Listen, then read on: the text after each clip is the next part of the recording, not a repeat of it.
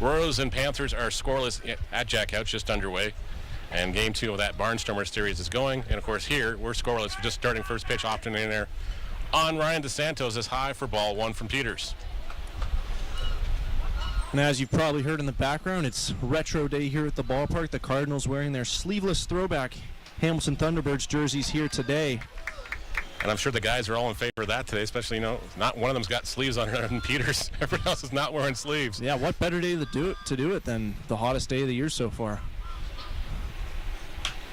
Santos hits this one into center field. It's going to be caught by Jaden Brown, the second baseman tonight. And there's one away. Defense, of course, for the Cardinals. Step up to the plate, the catcher, number 7. In left field is Yoki Pena. Center field is Duncan. And in right field is Carlos Dominguez. Third base is Salazzo. Shortstop is Mr. Nickel. Brown at second base. And Nico Kakatos at first. July Bettini doing the catching for Corbin Peters. I did that without it written down. There we go. I was about to say, you were flying by the seat of your pants there, but well done. I didn't finish up the lineup card because, again, we didn't actually get the lineup card. We got the screenshot this morning when we came in. So that's on me.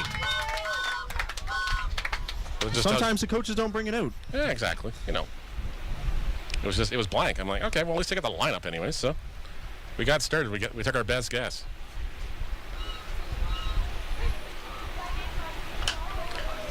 This one's fouled away. And Jan Javier works with an 0-2 count from Peters. A lot of people asking, where did this guy come from? And it's just been great to see him having a great start so far. Maple Leafs really finding a diamond in the rough here, so to speak, so far. And just 22 years old, he can play all over the diamond. Skies this one high, a mile in the air. Duncan is going to give it chase, and he'll camp underneath this one for out number 2.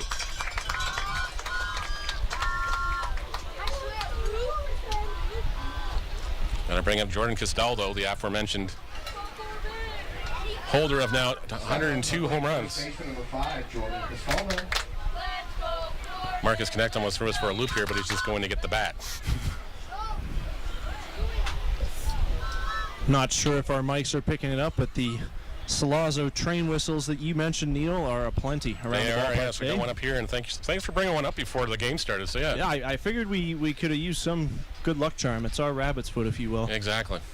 Well, if it starts working, it's going to have to stay up here, and we have to be tooting it every time we hit a home run now. That one misses outside for ball 1 from Peters. As Castaldo tied the ball game early against the Jackfish and then hit the big home run in the 8th inning, took the Maple Leafs on front 4-2, and of course they got an insurance run in the top of the 9th inning. The 3 runs in the last 2 innings coming off Davey Mendez. I don't think that's any need for concern or anything else, but Mendez is definitely, he's showing he's human this year. I was about to say, he is human after all. That one misses outside, and the count is 3-0 on Castaldo. They had Ben Abram come on in relief. Toronto didn't have a problem with that, and they didn't have a problem with Mendez either in the 9th inning. That's a statement made, to say the least. The Welland Jackfish all of a sudden, after their blazing start to the season, have lost 3 of 4. That one's in there for a called strike. Castaldo watches it all the way in the glove of Bettini. 3-1 now the count. If you're hearing the fan in the background, our apologies, but it's hot up here, so we need to have something up here to at least keep the air moving. There's only so much we can do. That one is fouled away, and the count runs full here from Peters on Castaldo. 2 away in the top of the 1st inning, just underway.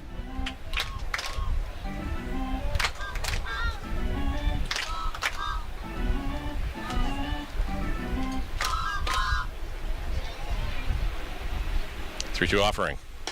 Misses inside for a ball. Castaldo will draw the 2-out walk, and Marcus Connect will come to the plate here. Holder of 6 home runs so far and 20 RBIs on the season. And he's missed a couple of games because he took a baseball off the face in a batting cage. Freak accident during BP. Yeah. Connect tied for 2nd in the league with Yosuke Fuji and behind Robert Mullen with those 6 homers, and tied for the league lead in RBIs with 20 with his teammate Rando Moreno, who stands on deck. And the Maple Leafs have got 3 guys in the top 10 as far as batting average leaders as well. So it's just, everything offensively is flowing for these Maple Leafs so far.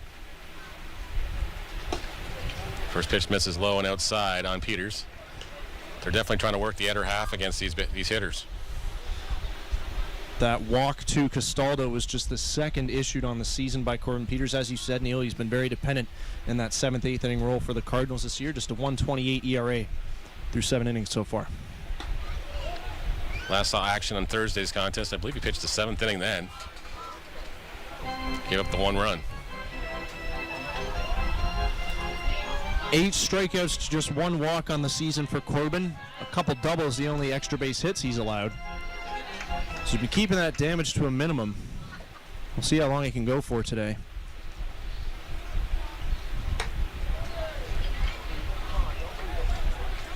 Of course, we also got the Canadian Baseball Hall of Fame in attendance today as they're doing their road trip around the IBL. Thanks to them for coming out. They were out here accepting a presentation from Fernando Rodney, actually.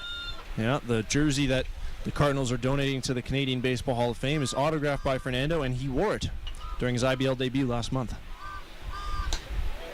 That one's in there for a called strike. Count now 3-1 as Peters trying to battle back here against Connect.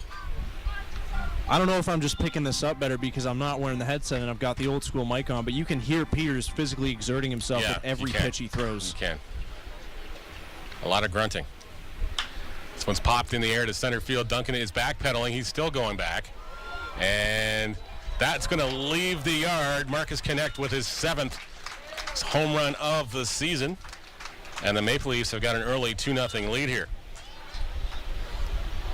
Now into sole possession of second place on the IBL home run leaderboard for Connect. And he is. And Peters got 2 quick outs, but it's been a theme for the Cardinals all season. A free pass, whether it's to start the inning or it's with 2 outs, can kill you. Yeah. And the walk by Castaldo to extend the inning and then Connect hits it out to the deepest part of the ballpark. You don't see people go dead center too often here at Bernie Arbor. That you don't. That's definitely 405 territory, so probably 408, 409 when it left the yard for sure. Duncan had a beat on it, but it just kept carrying out. And like so many batted balls we've seen here on Sundays at Bernie this season, Duncan was shading just to his left originally like it was a routine fly ball and then just kept going back and ran out of room, and there she went. Yeah, the wind's definitely blowing out to right field. You can feel it coming through here a little bit. And the very humid, hot air, the ball travels well. It does.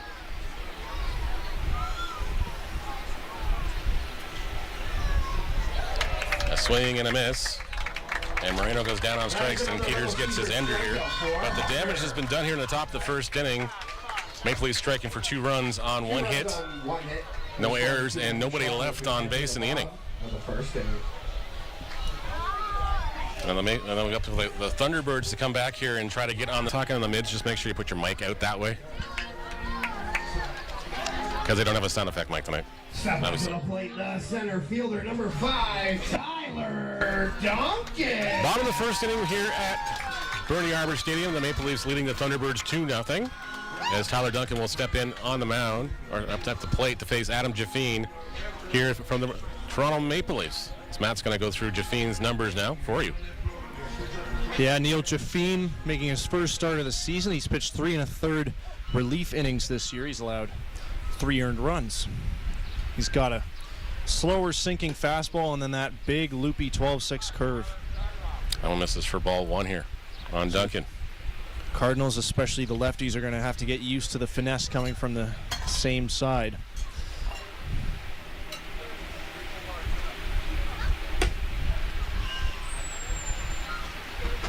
That one misses upstairs, and the count is 2-0 on Duncan.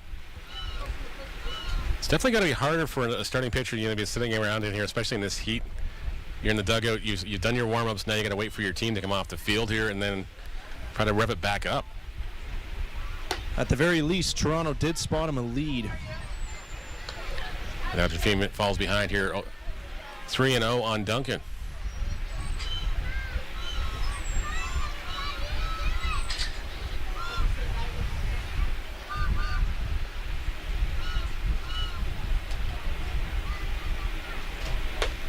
That one's in there for called strike. Duncan taking all the way here to start the ball game.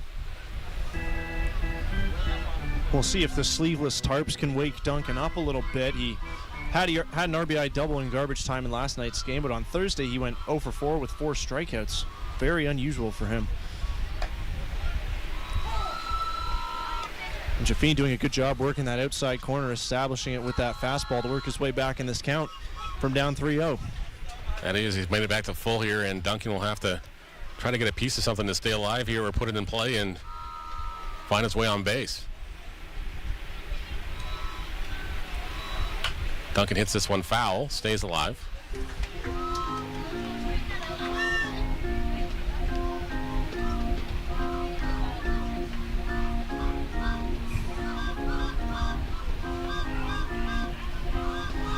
Jafine, one of 4 Maple Leafs to record a save so far this season, along with Dustin Richardson and Taylor Leopard.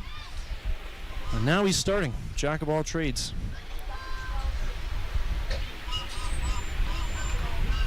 His 3-2 offering. Misses outside for ball 4. Duncan draws the leadoff walk for the Thunderbirds. And Brandon Nickel will be the batter now with 1 on and nobody away. So just me, or has it the first inning been the roughest inning for the Cardinals/Thunderbirds this year? That is definitely not just you, Neil. They haven't been able to escape the first inning runs against, especially the home runs. Yeah. And that is now, I believe, 10 or 11 first inning runs surrendered just this weekend alone. Yeah, exactly. That's crazy. There was a couple in the first game on Thursday night. There was 5 in the first inning, it was 2 in the first inning on Friday night via the home run. And then 7 yesterday. But we won't talk about that. That was hard. At some point, you just run into things to say, like 7 runs on the first. The first inning's been a curse for them all year.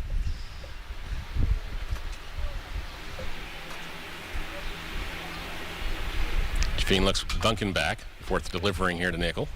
Strike 1 on the inner half. 1-1 the count now. The man at the plate right now, though, Brandon Nickel, did his part to get the Cardinals back in the game when they fell behind 2-0 in the first inning on Friday night, signing an outside fastball from Evan Elliott the opposite way and over the right field wall for a solo homer. Got the wheels going, that's for sure. And of course, then the second inning, they rallied for 6. As he takes a big swing and a miss on that one. The count now 1-2 in the favor of Jafine. We always talk about how special it is to watch Tyler Duncan take batting practice here at Bernie Arbor. The ball just jumps off his bat a different way, but Brandon Nickel's putting himself in that category too. He's had a couple of loud BPs here since joining the Cardinals. It definitely sounded louder when he was up there today, that's for sure. As Nickel hits this one in the right field, it's going to be caught by the right fielder. A great grab in right by Marcus Connect. Getting it done on defense and with the bat so far. Nickel retired on the F9. 1 away. Duncan has to go back to first.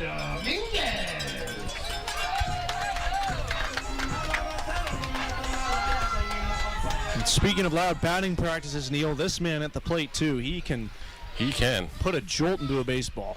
3 home runs on the year, or Carlos Dominguez, yes, definitely been a man on fire Friday night, 4 for 5.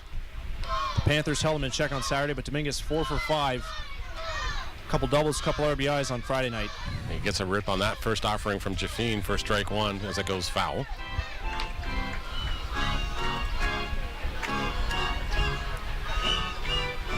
Dominguez, the former Mets prospect. 25 home runs and 153 career games in A-ball in their Florida Complex League. I mean, he's got pop. Yeah, he does. Jafine gets the sign. Duncan going on the pitch. Dominguez fouls that one off. Hit and run was on. Cardinals just trying to get some base runners in motion here. Trying to force the defense to move around a little bit, and who knows, maybe catch a little bloop and a blast here as they trail 2-0. And it was Dominguez's hard ground ball down the left field line that brought the score from 5-3 back to even in the bottom of the second on Friday, changed the complexion of that ball game. And then later in the ball game, he hit one just off the Trimalco sign in the left field. We thought it was going to be close enough to be off and out of the park, which went off the sign, unfortunately.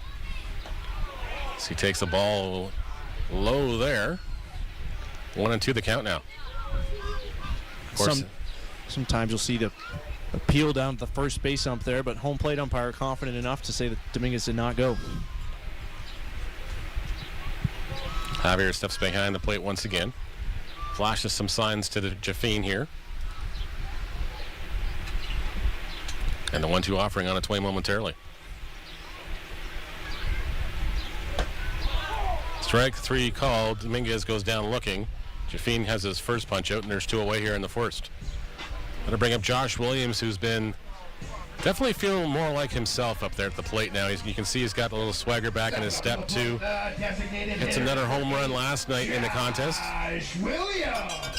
But great to see him swinging the bat the way he usually swings it. Last Sunday on Father's Day, Williams did something that's nearly impossible to do, especially as a left-hander. He took Victor Payano deep the opposite way. Yep. Cardinals ended up dropping that game in the 11th inning. But it doesn't matter who the guy on the mound is. Williams is always going to give them his ace swing, and when he connects with that ace swing, he can punish the baseball. Tries to hold that one back. No appeal on this one. And it is actually appealed down to second base. They said it did not go around. Maple Leafs bench not exactly a fan of that one. Neither is their bullpen. You can hear it all the way down here. Bullpen all over the plate umpire. That's one way to make your voices heard, all the way from the bullpen.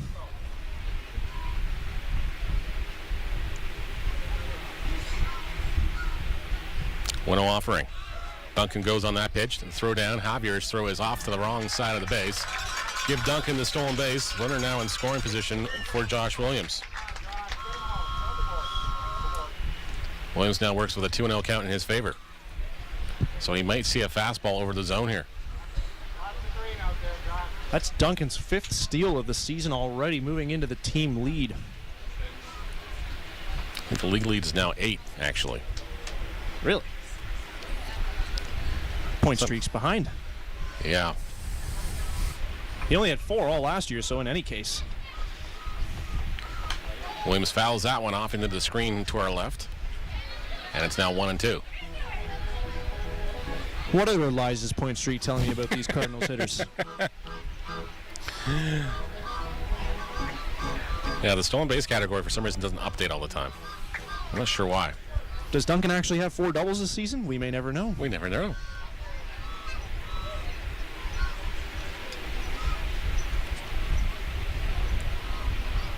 Also has a nasty habit of reverting back to 2024 as far as stats go.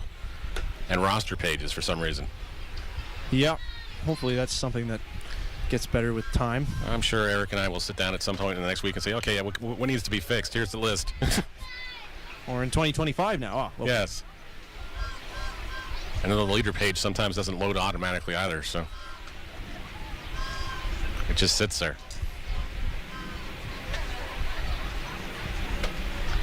3-1 offering.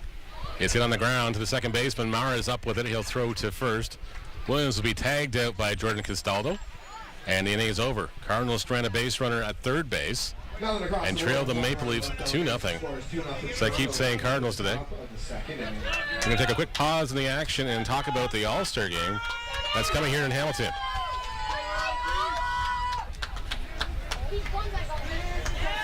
Get ready, Hamilton. It's the 2025 IBL Home Run Derby and All-Star Game. Hosted by the Hamilton Cardinals at beautiful Bernie Arbor Stadium. Watch the league's top sluggers crush moonshots in the Derby. Then see the best of the best go head-to-head under the lights in the All-Star Game. Grab your tickets now at HamiltonCardinals.com. Because this summer, the stars shine brightest in Hamilton. Hamilton hosts the All-Star Game on July 20th. Make sure you guys get your tickets now. Go to the Cardinals website, HamiltonCardinals.com. Go to the tickets, hit the All-Star Game and Home Run Derby tickets. Get them now so you don't get left out. Of course, the fan vote starts tomorrow at noon Eastern Time on the ibl.ca/vote. So make sure you go there, cast your ballot. 1 ballot per email address like it was last year. Keep it fair for everybody. As Corbin Peters works here in the top of the second inning, finishing up his warm-up pitches. Maple Leafs getting a 2-spot, courtesy of the 2-run blast by Marcus Connect to start the ball game. Neil Schwartz and Matt Creeley on the call with you guys and gals in the inning here. As Matt rejoins us here momentarily.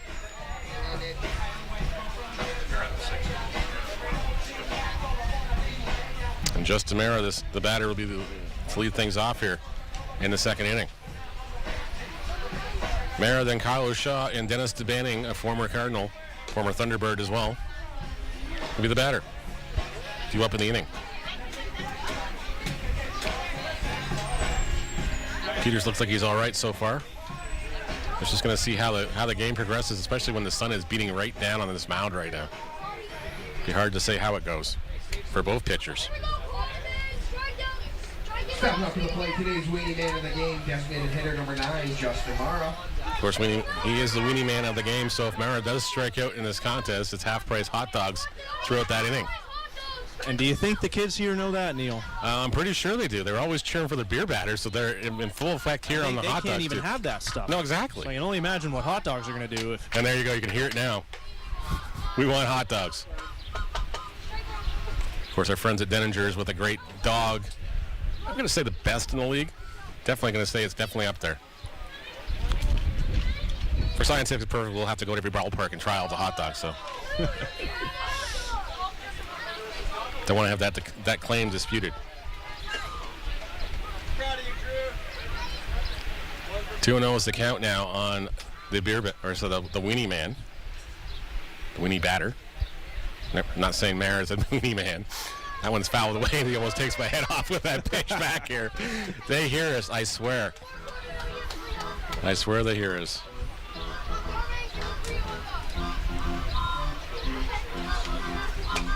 Once again, it looks like the odds makers were behind the choice to make Mara the weenie man of the game. His 19 strikeouts lead the Maple Leafs, and that's not the good kind of lead either.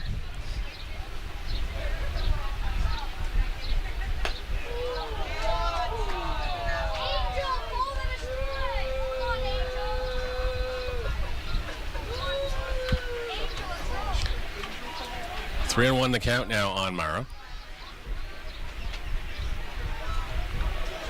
That one's in the dirt, and Mara will draw the walk here, and the kids will go away disappointed in this half inning anyways, as leadoff man's aboard via the walk.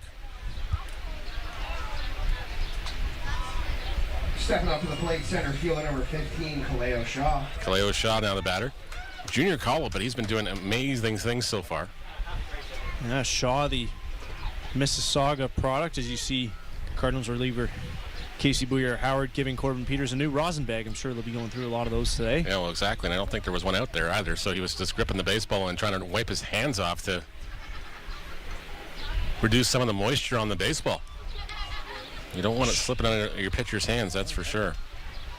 Shaw 7 for 15 with a double and a homer to start his IBL tenure. He's been a bit of a lightning rod in this Maple Leaf lineup there. So good spot to have a guy like that batting 7th, because even when the pitchers get to the bottom third of the order, they look what he's done this year and realize, oh, you can't take any batters off. Big swing and a miss on that offering from Peters. Now to run the count to even at 1-1.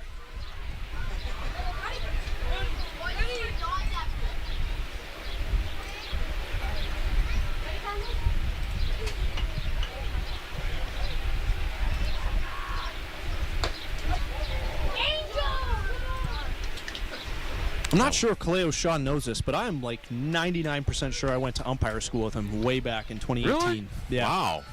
There you go. Nicky Ross umpire school in Mississauga. I did that for one summer. Realized you didn't like it, or just was it too much of the demand of time and everything else too? As Peters evens the count here at 2-2. Some of the instructors at that umpiring school, James Lyles, Chubba Veg, to name a few. Those two some IBL still veterans. up in the IBL today. They do. Chubba was on third base last night. This one's hit by a shot at the second base, or sorry, the shortstop over the first. Not in time, as Shaw will beat out the tail end on the fielder's choice. A little delay on the release point by Brown. Not sure what happened there. Maybe just had a problem getting it out of the glove. But Shaw's aboard on the fielder's choice, and Dennis DeBanning, our old friend, will be the batter now, playing left field today. Dennis coming back for his second game as a visitor here at Bernie Arbor. Jaden Brown, by his own admission, is more comfortable in the infield than the outfield. He's been used in both places somewhat evenly this year, but that double clutch there was the reason that Shaw was able to beat out that double play ball. Corbin's going to try and spin up another off his former teammate here. Banning with a big swing and a miss on that first offering from Peters for strike one.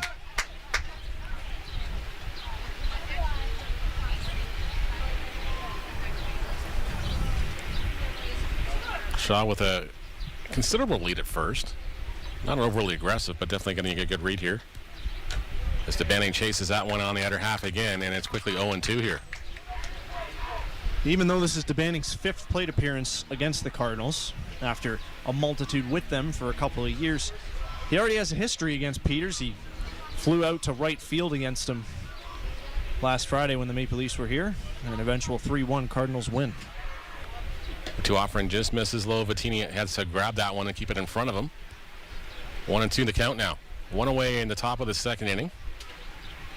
Maple Leafs leading this one 2-0 over the Thunderbirds on Retro Day here at Bernie Arbor Stadium.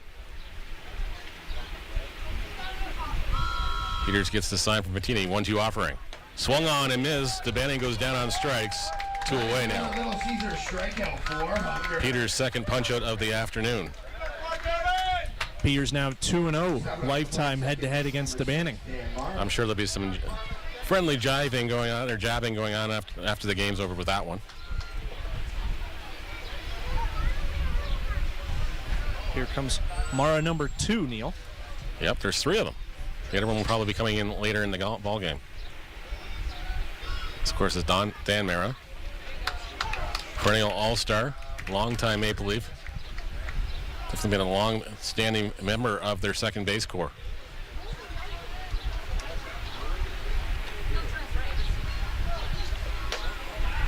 That one's in there for a called strike. And the count is 0-2 now. Cardinals reliever Chris Boato was asking me yesterday for some advanced numbers that we have on the Mara brothers, and well, the numbers back this up, and Boato said this himself. Dan doesn't chase and Justin hits everything, so between the two of them, that's pretty much the best way to put it. Yeah, not an easy out against either one. Of course, Justin was in the Chicago Cubs organization for many, many years. He was a roommate in the minors of Trevor Gretzky, Wayne's son. So yes, it was always fun. As Dan hits this one to center field, Duncan is going to take a few steps to his right. He'll reel it in. Duncan makes the catch. Inning over.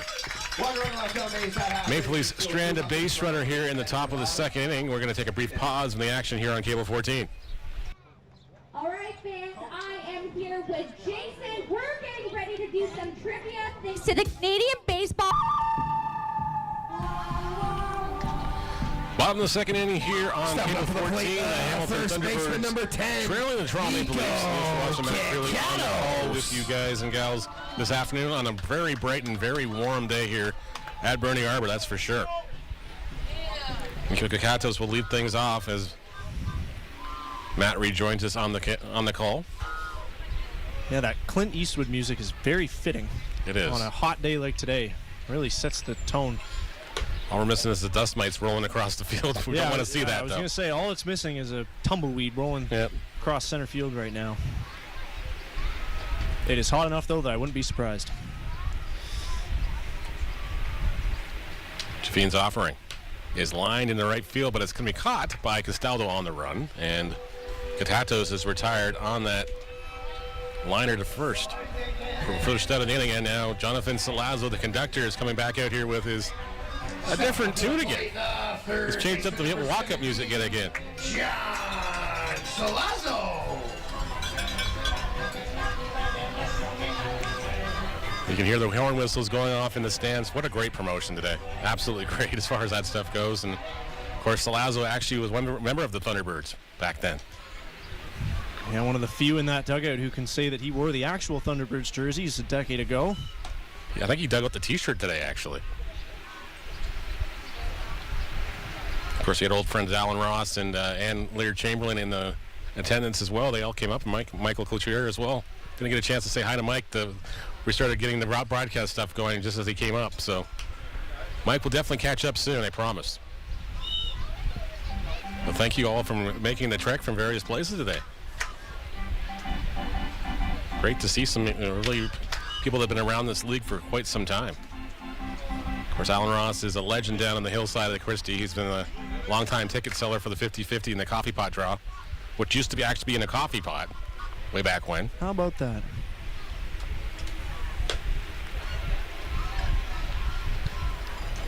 And Ann, of course, she runs the IBL fan page on Facebook for many, many years. The historian.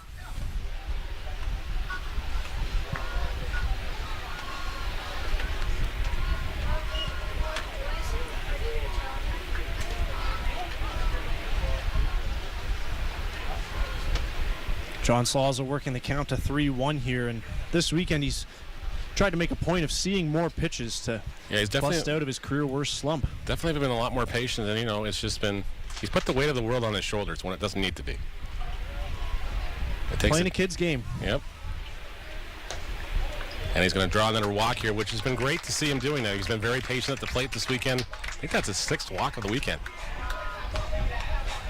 And I'm sure Slauza's been around long enough that he wants to hit. He doesn't want to walk. No, exactly. He's got the power to do it, but sometimes staying patient is key when times get tough, and you'll never say no to a free pass, especially when it puts a runner on with less than 2 outs here for Yoki Pena. Yoki Pena, the infield will be at double play depth again here as Pena comes to bat.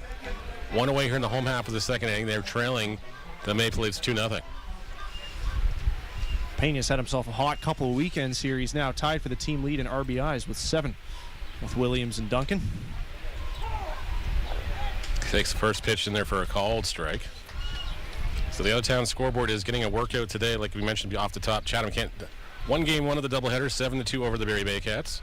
Top of the 6th inning in London, it's 2-2 between the Red Sox and Majors. Bottom of the 2nd inning in Kitchener, it's 5-0 for the Guelph Royals over the Panthers. And in game 2 of the doubleheader now, bottom of the 2nd inning, Chatham Kent 4, Barrie Bay Cats 2. So yes, lots of scoring going on and lots of ball players playing in this heat.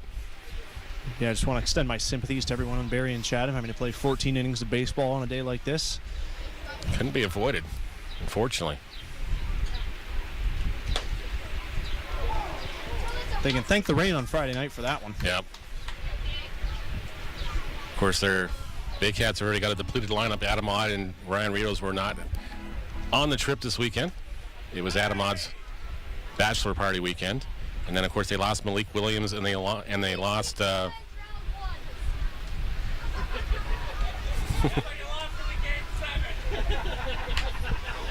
one's lined at the shortstop. They're going to bobble the ball, and he's going to double off for a little dirty pool there played by the Maple Leafs, and that's a double play. Well, a 6-3 double play.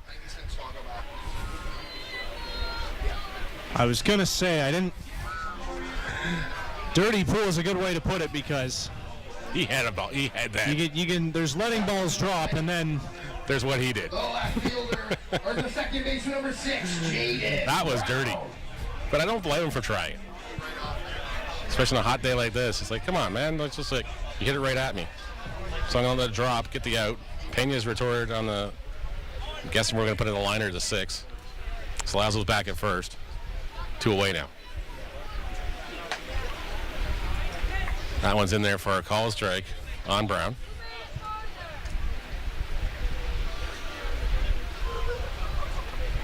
Getting an update from Jonathan Friedman, the general manager of Cable 14. His son's team won the game this afternoon, so they don't have to play this afternoon. And sometimes that is the greatest victory of them all. Sorry, it was last night they won, so they didn't have to play tonight. So that's good.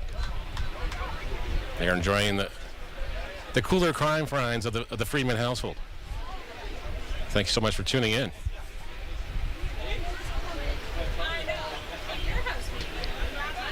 Oh, 2 is the count now on Brown.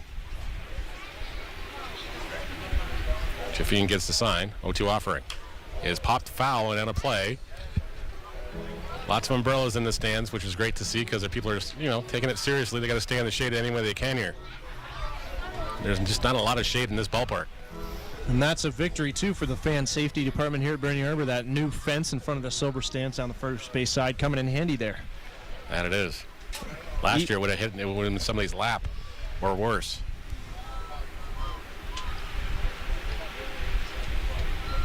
Defeating again from the stretch, his 0-2 offering with 2 away coming moments earlier.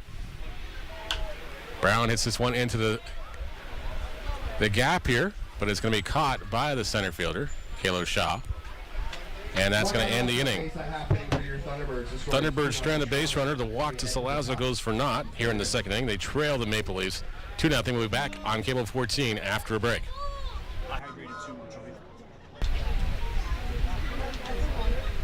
Stepping up to the plate, third baseman number 8. Top of the third inning here at Burning Arbor Stadium. On Cable 14, Neil Sherwazzo, Matt Creeley on the call. Hamilton Thunderbirds trailing the Maple Leafs 2-0. As back to the top of the order for the Maple Leafs here to start the third inning, and Ryan DeSantos, today's third baseman. DeSantos fouls that offering off here for strike 1 from Peters.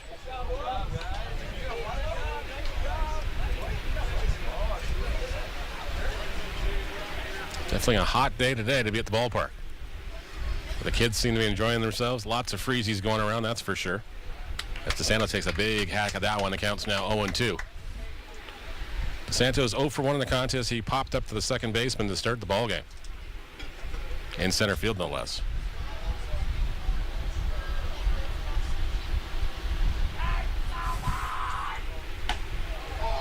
A called strike 3. Peters gets his third punch out of the afternoon. And Jan Javier will be the batter. He flew up to center field his last time up. 1 away here in the top of the third inning. Maple Leafs leading this one 2-0. Thank you so much for tuning in on Cable 14.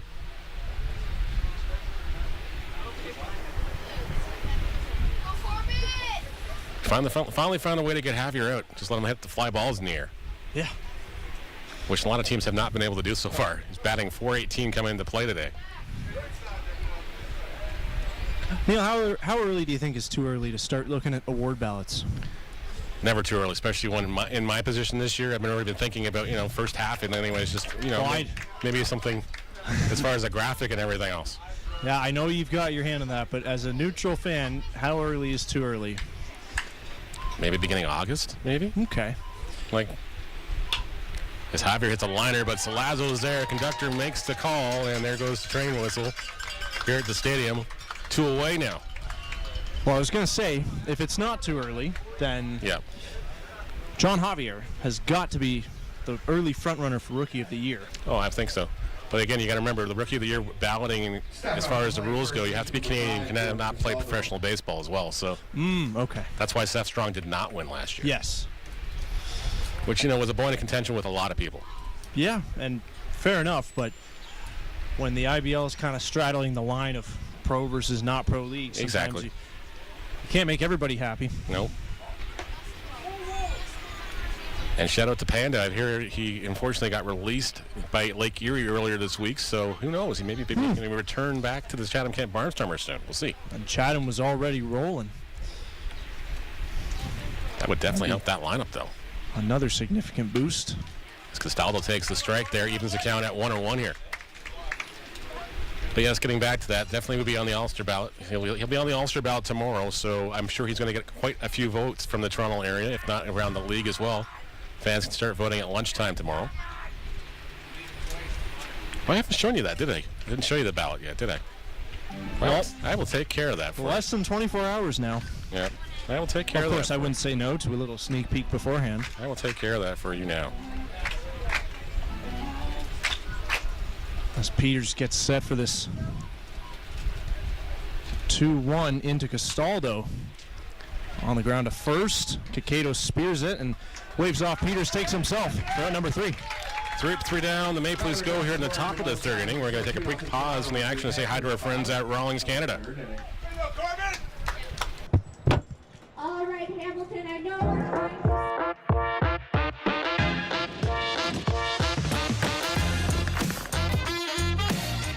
My first professional glove, that's the one I remember the most. When I was coming up, even though it wasn't that long ago, having your name on a glove was a big deal.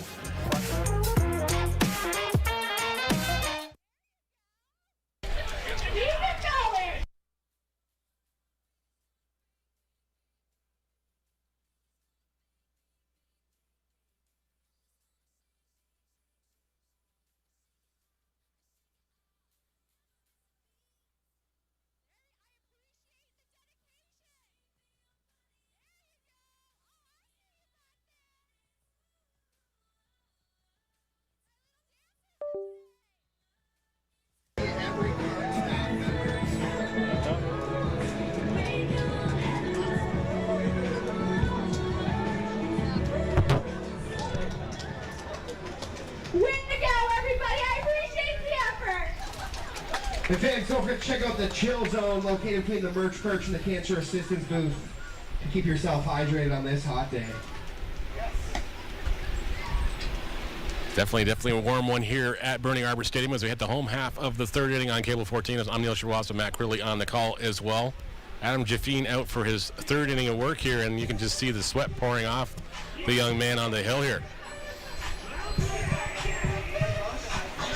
2-0 the Maple Leafs leading the Thunderbirds on Retro Day here at Burning Arbor.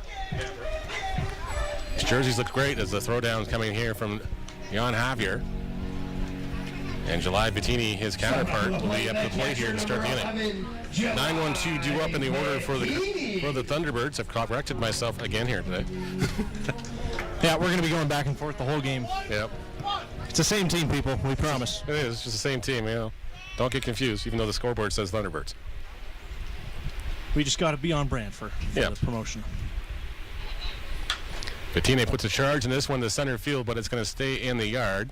Halo Shaw will camp underneath this one, makes the out. F8's the put out, one away here, and Tyler Duncan, who reached on board in the first inning via the walk, will be the batter now. One away. Stepping up to the plate, the center fielder, number 5, Tyler Duncan. Duncan, who got a 5-pitch walk in the first inning. Would probably like they put a charge in the baseball here and put the Cardinals on the scoreboard. Jaffine trying to get a good grip on this baseball as he spins it while waiting for Duncan to get in the box.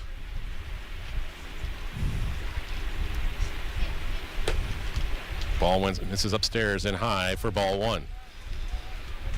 Duncan himself, as we know, one of the most powerful left-handed hitters in this league, and he'll be the first to tell you he's never happy when he has to face a lefty, but historically he's handled them very well. The righty-lefty splits are not that different from one another. He's still the same elite hitter against both hands. This one's chopped to Mara. He takes it on the bounce, throws him first in time. 4-3 goes a put out. Duncan's retired for the second out here in the third inning. That'll bring up Brandon Nickel, who flew out to right field in the first inning. As Marcus Connect made a great catch out and right. Shortstop number 32. Denying extra bases for sure. 2-0 is the score if you're just jumping in on the Cable 14 broadcast. Thank you so much for tuning in, wherever you may be watching this afternoon. In cooler confines, I'm sure. Ball misses upstairs. Count 1-0 on Nickel. And when you're in the situation that these two teams are in, Neil, and bullpens are active all day, the quick inning is of importance. Yep. Jaffine's only thrown 4 pitches this inning, and he's got 2 outs. So There is somebody down in the bullpen there. I'm not sure if they're actually throwing or just getting loose. either way, the 2 2/3 scoreless so far from Jaffine is a victory, and the fact that he's been very efficient about it is just an added bonus No question. for Toronto and their coaches and the rest of their relief arms. Yep, of course, the Maple Leafs and Cardinals will renew this acquaintances on Wednesday night down at Christie Pitts as the Cardinals make their debut, or the return of the conductor Wednesday night. I almost want to kick a trip down just to hang out with the Bushmen to see how they welcome Jonathan back to the ballpark. Yeah, and I believe after that one we'll be finally back up to speed after that May rainstorm. That we will be. That was a long 2 weeks. A lot of rainouts. That one's fouled away, and the count remains 2-2 here with 2 away.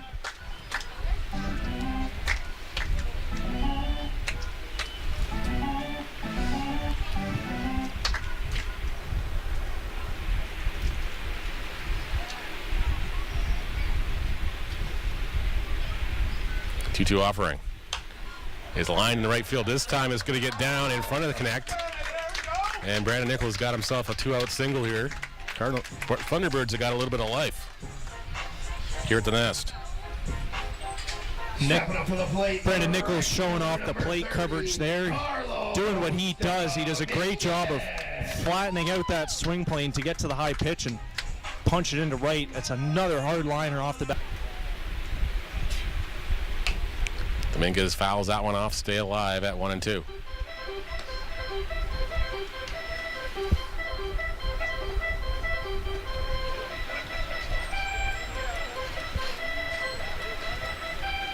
And Fernando Rodney being a grade A teammate once again. One, you could argue he probably doesn't feel like he has to be, but going to get that foul ball down there, and he's going to give it to the kids down the left field line. Yep, he's going to hand somebody a souvenir and say, hey, do you want me to sign this?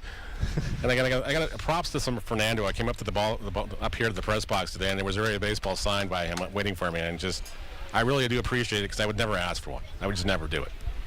Yeah, he's just a class act through and through. So that's going to go on the wall for sure. I'll have to dig up some of the Tiger cards and the Rays cards and stuff we got around the house, and maybe we'll put it with the baseball.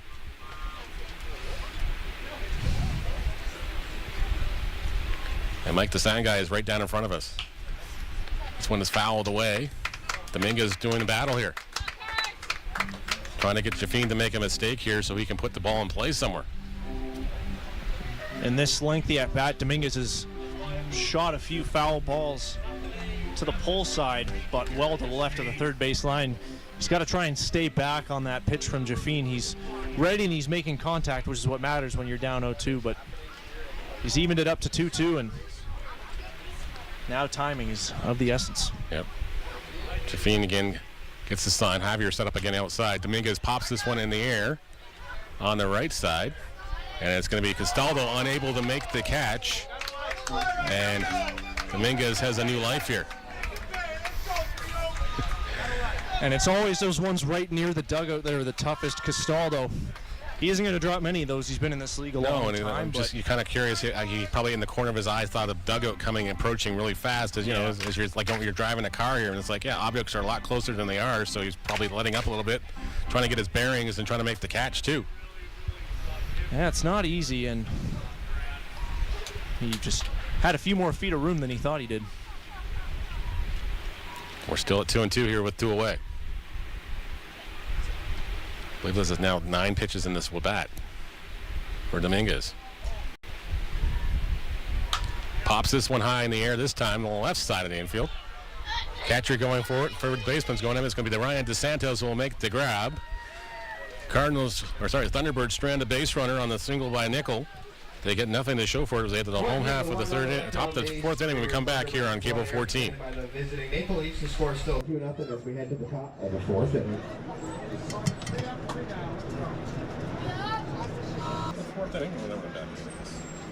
Stepping up to the plate, right fielder number 4, Marcus Connect. Top of the fourth inning here at Bernie Arbor Stadium. The Hamilton Thunderbirds trailing the Maple Leafs 2-0 on Retro Day on Cable 14. Neil Schwartzman, Matt Creeley on the call with you. Marcus Connect, who's responsible for the 2-run spot in the inning, the 2-run blast in the first, the difference in this contest so far.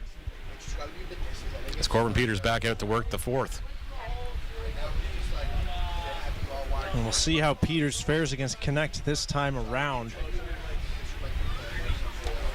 That one hits him on the back, on the arm apparently. And Connect will draw the leadoff walk here. Emily Thompson was in the box, and now Emily Thompson has left the box. Bye, Emily. Hi, Emily. She's so busy. You're not dealing with an overheating mic, I believe. Oh, that's not good. One of the many fun side effects of the hot weather. 45-degree baseball. Yep, batteries don't last too well. As Randall Moreno takes a huge charge in that one, and thankfully that one went foul. And the whole bullpen is pointing at him. Don't hit it this way, that way. If that one was fair, it was gone. That looked like it was about 110 off the bat of Moreno. He crushed it, but it was way too out front. Yep. Of course, Game 7 in the NBA playoffs is tonight. I thought it was yesterday, so silly me. As this one's flown out to right center field. Duncan is underneath that one. Moreno is retired for the first out of the inning. One away now. Stepping up to the plate, the leading hitter of the game, designated hitter number 9, Justin Morrow. And we know who the producer, Jonathan Friedman, is definitely cheering for. I know I've got to cheer for the Eder team, or my co-op student will not talk to me all week. I guarantee at work. So I got to cheer. I'm not sure if I'm supposed to cheer for Indiana or OKC, but yes, it's going to be a lot of fun tonight in the NBA. That one misses upstairs for a ball here on Justin Morrow. as the fans are trying to get strike calls. This will be pitch number 54 for Peters through 3 1/3 so far, doing a pretty decent job of staying efficient with it. Gets them to chase that one, evens the count at 1-1, and the fans are definitely wanting discounted hot dogs. We want dogs! We want dogs! We want dogs! I'm sure the Cardinals would rather a double play, but of course, they'll never complain about a strikeout. That one's a called strike at the knees on the inner half, and the count now 1-2. On Justin Mara, who's 0 for 1. We want dogs! 0 for 0, he walked his last time up. We want dogs! We want dogs! Peters from the stretch once again gets the sign from Vattini. 1-2 offer misses outside, evens the count at 2-2. Yeah, that slider just jumped out of the hand a little too early from Peters there. Off-speed pitch, back door to the lefty from a righty. Mara's not going to be tempted to swing. This one's out the ground. Katak will take us over, but it throws it out there. It bounces out into the outfield, unfortunately. Katatos had to rush the throw after he touched the base. That's a tough play for first baseman Kikatos, having to try not to hit the runner in the back with the throw, so it reduces the margin for error, but at least he did get the one out. Yep.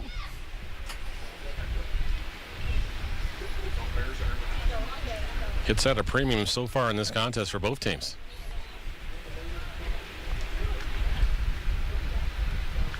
And Kylo Shaw now the batter. Takes the pitch in there for a strike. Count 0-1.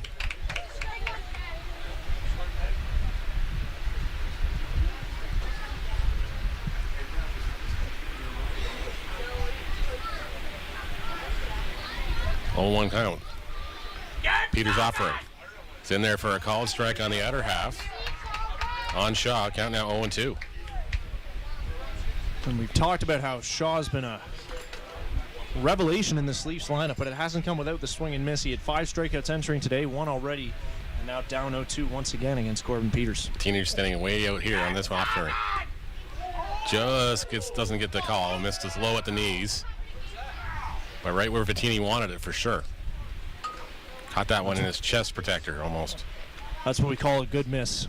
Yep. Pinpoint there from Peters, but sometimes you just don't get the call there. It happens. 1-2 offering. Vattini set up again out on the outer half. Got that one there on the attempted swing. Shaw's asking if he was on the swing or not, and there's another punch out for Corbin Peters. Maple Leafs strand a base runner here to stop this 4th inning. They still lead this one 2-0 here on Cable 14. Hey fans, I am back with some more trivia thanks to the Canadian Baseball Hall of Fame.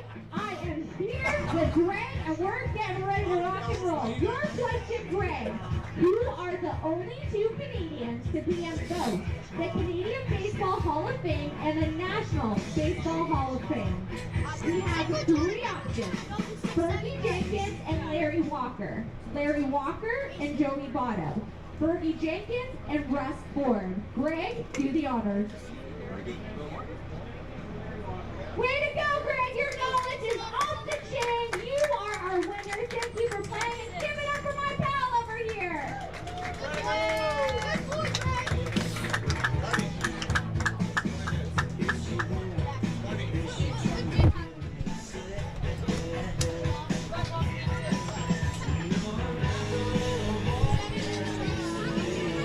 Don't forget to check out our booths on the concourse for fun activities, giveaways, and more. And be sure to stop by 92.9 The Grand Booth to enter their raffle. You won't want to miss your chance to win some great prizes while supporting a great cause.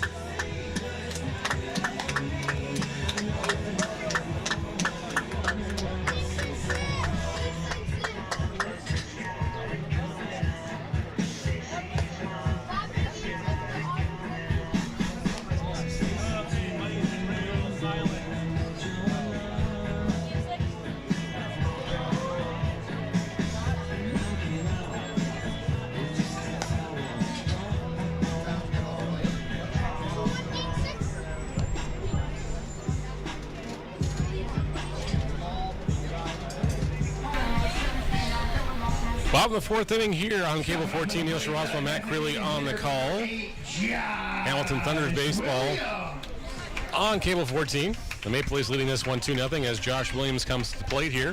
0 for 1 in the contest. Maple Leafs holding the Hamilton Cardinals so far. Adam Jaffine to 1 hit so far. Yeah, 4-5-6-2 up for the Cardinals here in their fourth inning. Their fourth crack at it here against Adam Jaffine. And there are some people this Thunderbirds jersey was just made for. Josh Williams is one of them. The fans right in front of us not liking that call by the plate umpire, but he's been calling it both ways today, so we just have to roll with it. Williams 11 for 40 coming into action today. 3 home runs, 7 RBIs. A big one last night. These Thunderbirds jerseys reminiscent of the Seattle Mariners Back to the Future ones of the early 2000s and the very old retro ones the Cincinnati Reds wore a few years ago. Sleeveless baseball trend. Yeah. Somebody said Deion Sanders had a hand in making those retro red jerseys way back when. Yeah. I wouldn't be surprised. It seems like something Deion would wear. And it does. 2-1 the offering now on Williams here, who stole a base last night. One of the oddities that you see when the score gets a little out of hand. I swear he pointed at the press box. Honest, I swear after he stole the base. He's like, yeah, I can tell. I'll show you. I'm slow. No, you're not. That's all fine and well, but I think everybody with the Cardinals is hoping that was the first and last time. Yeah, same see here. that from Josh Williams this year. Got to stay on the field, big guy. Yep. Please don't get hurt. Williams lays off that one. Count runs to full at 3-2 from Jaffine here. Williams, Cacatos, and Salazzo due up in the inning. Salazzo's the only one that's reached base in the bottom half of this order so far. His was via the walk.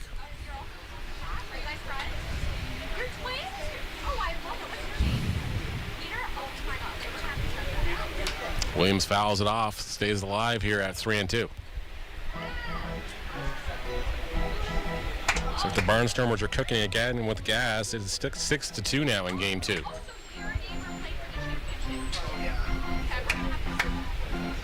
Yeah, Chatham's got a limited but good history with those doubleheaders so far. They shut the Cardinals down in one of them last year.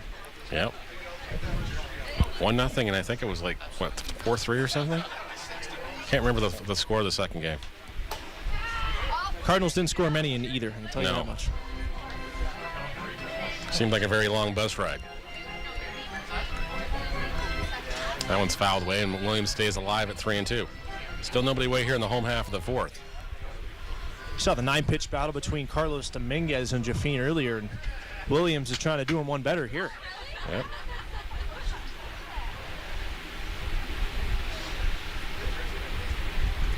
Jaffine's 3-2 offering to Williams again. That one misses inside, and Williams will draw the walk here to start the fourth inning. A good battle won by Josh Williams there. Nico Cacatos will be the batter. Adam Jaffine's third walk of the outing there.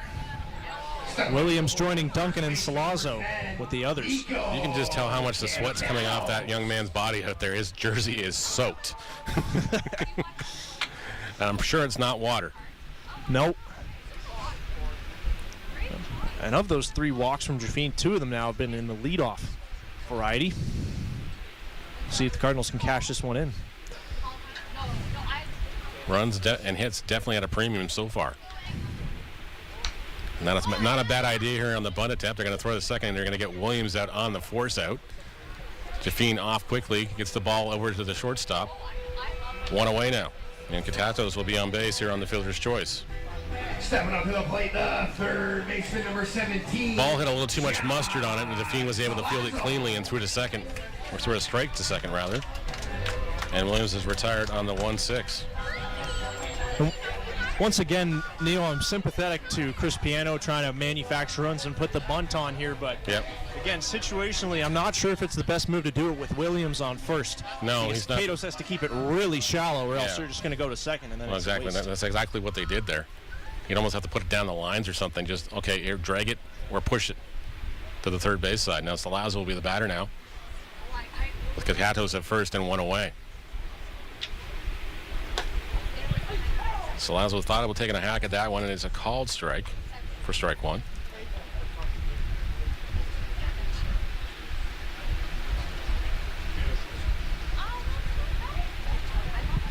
Salazzo's walk rate is up to about 15% on the season now with the free passes he's been taking lately. One of the higher marks in the IBL. Salazzo hits this one foul just off to our left and out of play.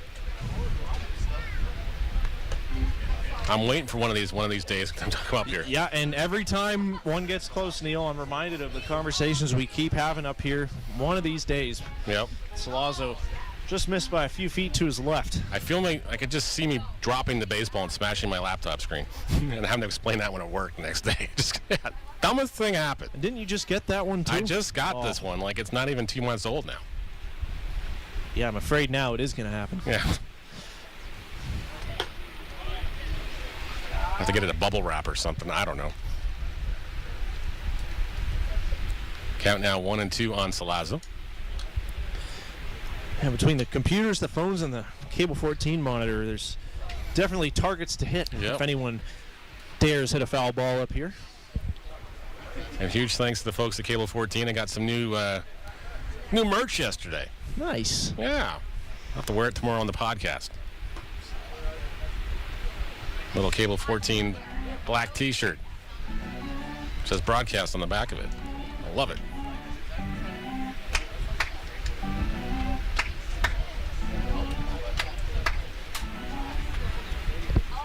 Salazzo went down 0-2, then laid off a high fastball, then a breaking ball in the dirt. The two stereotypical two-strike pitches there from Jafine. We'll see what he goes to here.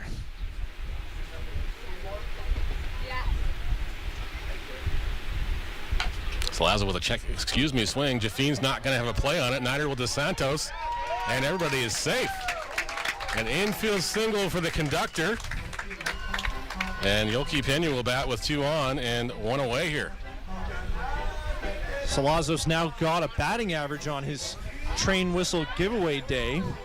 The Cardinals had a bunch of those ones on Friday. The little check swing tappers. And the infield just can't do anything about it if you put it in the right spot. And that was in the right spot, that's for sure. And of course, the third baseman would know exactly where that spot is because he's probably looked at it enough in batting practice and everything else and shagging a few ground balls over there.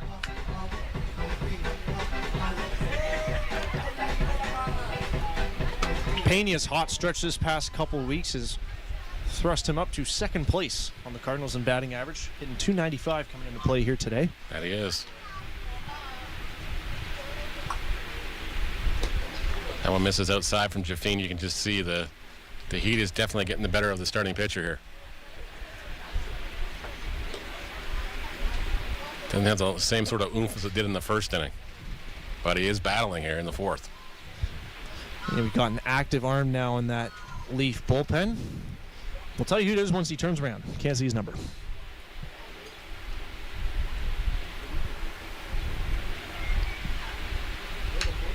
That one's fouled away by Pena. Evens the count at 1-1. The yelp of frustration there from Pena. He was all over that fastball down and away. But straight back to the screen. Got just he kind of bailed out on that swing a little bit. Wasn't set where his foot wanted to be.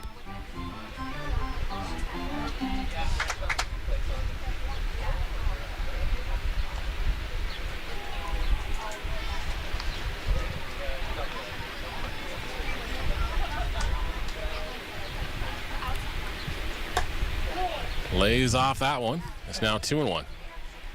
Pena's trusting his hands a lot in this bat so far.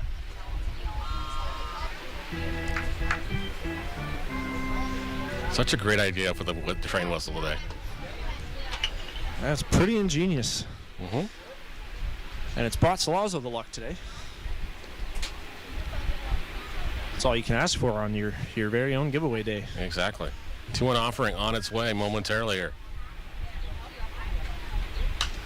Pena hits this one in the air, but it's going to go foul and out of play. Somewhere in the parking lot or in the concourse here at Bernie Arbor.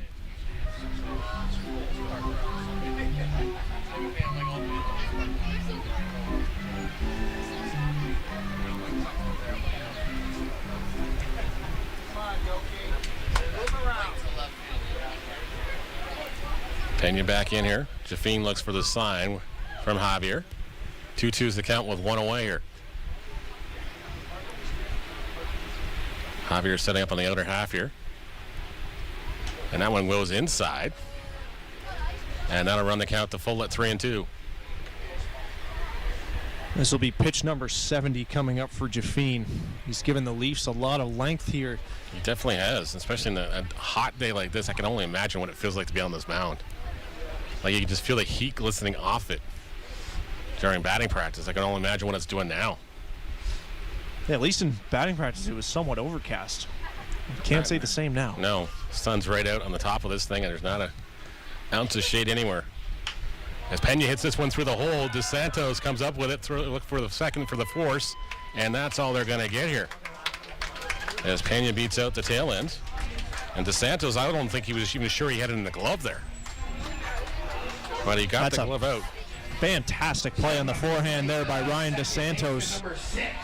He'll play left field, he'll play third sometimes, so it's not like he has experience fielding that ball every single day, but made it look like he did, just picked it perfectly. And he is just a great athlete and a great guy. If I decide to vote, I definitely may have to put him on the ballot. But I'm probably not going to vote this year because, I'm the guy running it. So yeah. But maybe I'll influence Jenny's ballot a little bit there tomorrow. We got a mound visit out here, probably just a health check here on his pitcher and say, hey, how you feeling out here? Do you want some water? I don't think the umpire would mind or anybody would mind if they brought him a lot of water out halfway through an inning, would you? Especially on a hot day like this. Yeah, that is one mound visit down for the Leafs. And I felt like he was rushing him there a little bit. Yeah. I think the umpire just wants to get off the field, too. I don't blame him on that. It's hot for us, hot for them. And they've got an extra layer of equipment on. They've got to have some sort of rule where they lengthen the mound visits by 10 or 15 seconds in this heat. So Katatos is at third. Salals is now erased on that fielder's choice. And Pena's at first. And the beauty of DeSantos going to second on that play, it was his only play anyway, but now it enables the force at second base should Brown hit another tough one to the infield. Brown hits one in the air here. This might be trouble. Mayer is underneath it. He'll make the catch, and the inning is going to be over. Cardinals strand base runners on the corners here in the fourth inning. It's the Maple Leafs leading this one 2-0 as we're going to take a quick pause in the action and pay some bills here on Cable 14. And it is time for our fan of the game, and this is very special. We have the twin brothers here. I'm cutting out. I want to make sure I get this. I have Paul and Peter, twin brothers. This is very special. They are huge Cardinal fans. They are now season ticket holders, but they also had a neighbor who played for the Cards in the 1978 championship game, which is very cool, which he would give you balls. They also follow the Cardinals when they're at away games, on the streams. This is so incredible. We are so happy to have you here. Thank you for supporting the Cards. You guys are so deserving of Armstrong fan of the game. Thank you so much. Everyone give them some love.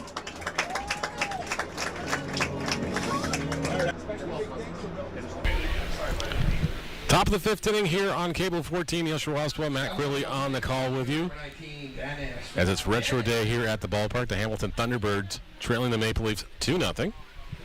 Corbin Peters back out to start inning number 5 here, and what's been a spot start for Peters, and he's done everything he's been asked for so far, Matt. Yeah, pitching into the fifth inning after not being stretched out to do so all year. Sure, the 2-out walk and then homer in the first inning stings, but Peters doesn't have a blemish on his record besides that.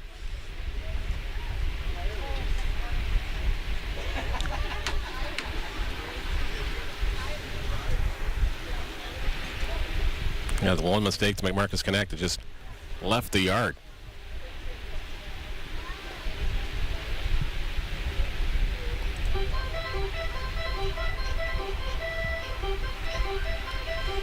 DeBanning struck out his first time up against Peters.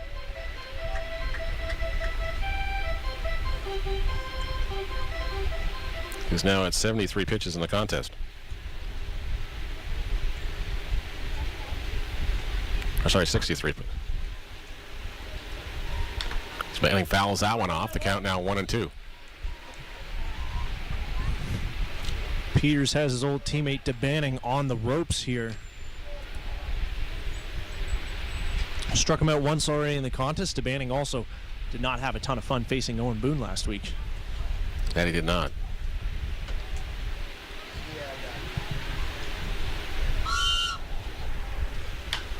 That one is foul all the way.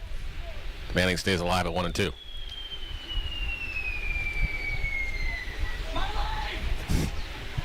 That one never gets old. Out of town scoreboard, bottom of the 4th inning at Chatham-Kent, game 2. Barnstormers 7, Barrie Bay Cats 2. In London at Labatt Park, top of the 8th inning, Majors leading that one over the Red Sox 4-2. Top of the 4th inning in Kitchener, Panthers have come back from down 5-0 to lead that one 6-5. That's in the top of the 4th inning. The Banning takes that one low for a ball. Count 2-2. Fans trying to will that one for Peters for another strikeout. Yeah, the Baycats were on a win streak there, but it looks like that rain delay Friday, which necessitated the doubleheader today, has stopped them right in their tracks. Hot day in the sun, that's for sure. Especially with those metal grandstands all the way around them. Probably reflecting the heat back out in the field. DeBanning hits a chopper here. Salazzo up with the bare hand, throws across the diamond. A 5-3 and a great play by the conductor right there. And what a play by the conductor as the train whistles go off. Putting a star beside that one for later. Yeah, we've seen that a million times here at Murray Arbor, that ball on the infield that just decides to take a hop the other direction at the last second, but Salazzo was prepared for it, charging to that ball from the left, and he just reaches the throwing hand out, and in one fell swoop over to first base it goes. Dan Mara now the batter. Fine play, out number 1. No question. Dan Mara now the batter. He flew it his last time up the center fielder. He's 0 for 1. Takes strike 1 here from Corbin Peters. Be interesting to see how much longer Peters goes out here.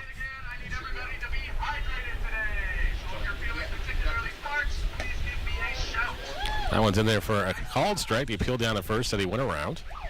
And the count quickly is 0-2 on Mara. Talking about ace swings, that was not an ace swing from Mr. Mara. He's an even 13 for 39 on the year. He's productive, 7 walks, 333 average, but whatever he was looking for is not what he got there. That one misses upstairs. Not a bad spot to miss here from Peters on Mara.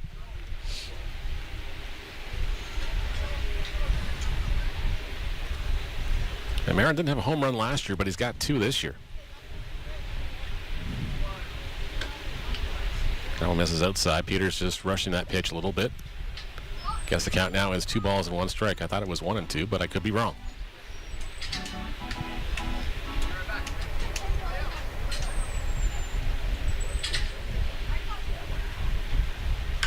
So it's flared into center field. Duncan's got a read on it. He's going to make the catch on the run. And there's 2 away here. Ball just hung up long enough for Duncan to get the glove on it. Yeah, a catch like that is just a walk in the park for Tyler Duncan after some of the other diving plays we've seen him make here before. Oh, I know. Like the one against Chatham-Kent a couple weeks ago on a Sunday night. It was like, okay. Yeah. One of the best catches I've seen in the IBL. As the batting order turns over to Ryan DeSantos, we'll see if the third time through the order has anything to do with affecting the Cardinals' pitching plans today with Peters, but the bullpen is quiet right now. There's a slow roller. Long flow to the shortstop is going to be not in time. And Ryan DeSantos earns that infield single. DeSantos has got his own cheering section here at Bernie Arbor. He's got a cheering section in every park. I'm pretty sure of it. And why not? He's a great guy. It was a beautiful effort there by Brandon Nickel. He gave it everything he had, and the throw across his body was on the money. Just nothing you can do when you have to range that deep in the hole. Nope. DeSantos with enough speed to beat it out, and through no fault of, well, anybody's. Peters got the ground ball he wanted, and Nickel made the best effort he possibly could. But with that, the inning is extended for Mr. Javier. Yep. Who's over deserved better his last at bat, a screaming line out to John Salazzo at third base. Trying to get another 2-out rally going here for Toronto like the one they had in the first inning.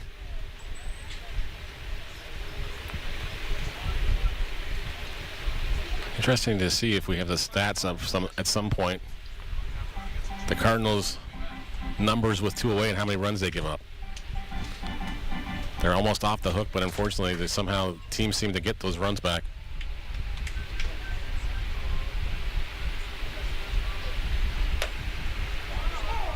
Extend innings. That one's in there for a called strike. Count even at 1-1 on Javier, who's 0 for 2.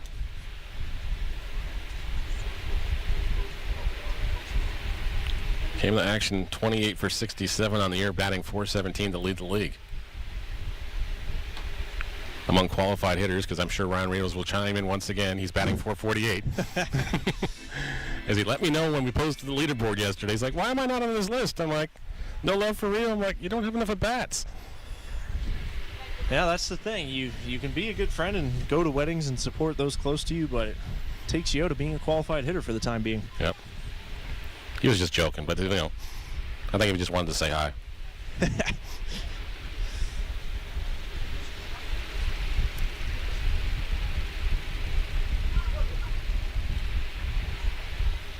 2-2 the count, 2-1 on the count now here on Javier with 2 away.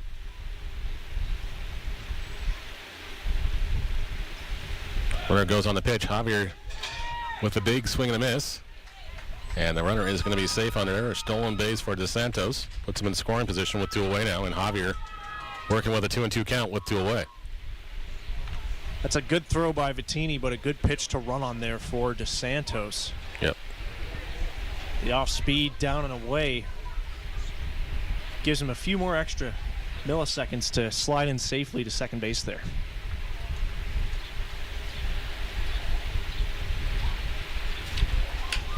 It's popped up in the air here. It's going to drop in actually. Duncan unable to come across, and that's a huge run here. The Maple Leafs make it 3-0 on a single by Jan Javier. That's just one of those you can do nothing about. Javier got it off the end of the bat, but right into the Bermuda Triangle it goes. And like we've said, Tyler Duncan is not at all afraid to make a diving play out there, but he wasn't going to get to that one. Nickel, Brown, they weren't going to get to that one.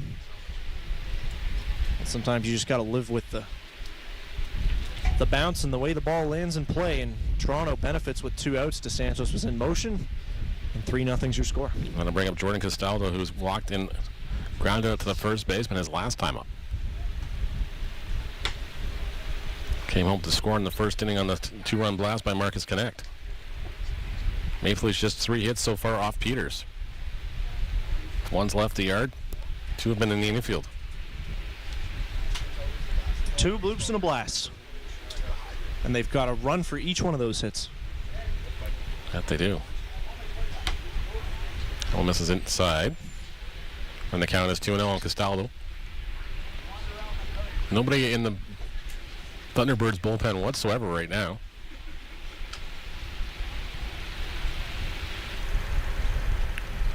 There are some in the Maple Leafs bullpen, but nobody is throwing, so it looks like the starters will be going back out for at least another half inning. Jaffine and company. That one misses low, and it's a 3-0 count here.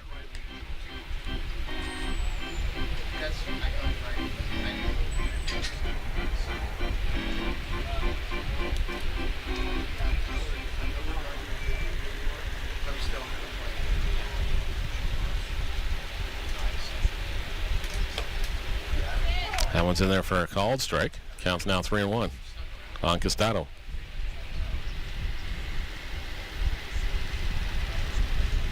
Five for 36 coming into action today. .416 average. 4 home runs, 11 RBIs so far. The veteran. Swing and a miss on that offering. And the count runs to full at 3-2. Peters doing a good battle here.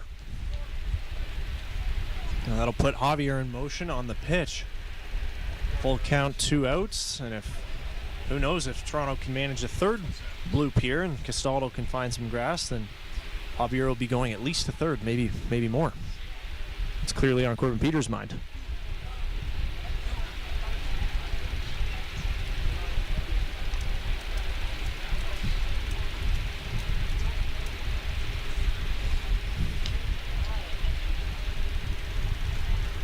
Peters gets some sign from his catcher. Castaldo waiting at the ready as well. 3-2 offering. Misses inside for a ball. Jordan Castaldo wins this battle. He'll make his way down to first. Runners now at second and first with 2 away.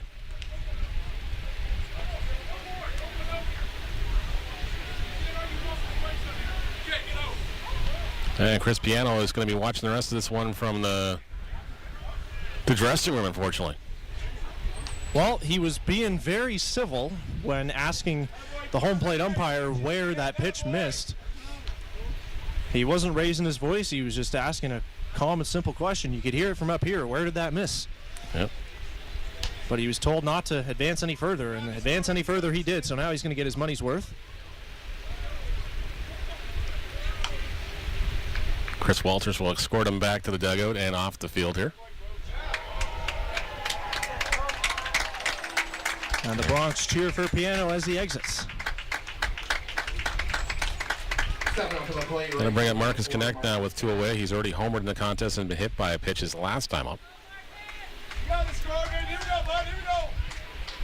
Meanwhile, to our left, as Chris Piano's last fingerprint on this game, Jacob Gadrick warming up in the bullpen for the Cardinals. He pitched on Friday night, a couple quality innings. Indeed he did. That Cardinal bullpen did a phenomenal job coming to pick up Enrique Saldana and keep things at bay and allowing the offense to do their thing. Hospital with 3 scoreless, Gadrick with 2. Logan Workington pitched the 3rd, and then in to close it out was Fernando Rodney. Yep. So Fittini has to keep that one in front of him. It looks like he might have bumped his knee against the ground a little awkwardly here. And as Peters' control looks to be evading him for the time being, Luis Bernardo motioning for Gadrick to throw with a little more intensity down there. Yeah. As you wonder if this will be his last batter. The lefty, Rando Moreno, is on deck. That one's in there for a call strike on Connect. Evens the count at 1-1. Although Moreno can switch hit. That he can. Little bonus feature. I can hit switch hits, coach.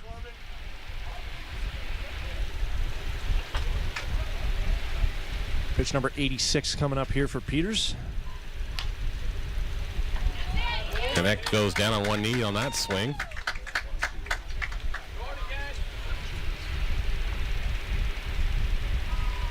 Three 0 the Maple Leafs leading here in the top of the 5th inning anyways.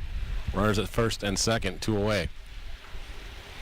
And a battle going on at the plate between Marcus Connect and Corbin Peters.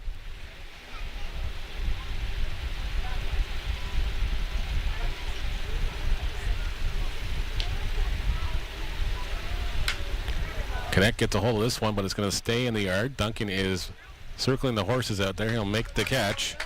And inning is over. Maple Leafs do get a run here to make it 3-0. As we'll take a quick pause in the action here on Cable 14 with the Cardinals coming to bat, trailing 3-0. All right, Hamilton, it is time to make some noise. Let me hear you for a t-shirt time.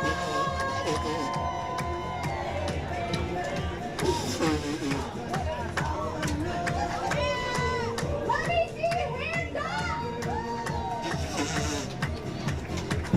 Come on, Hamilton.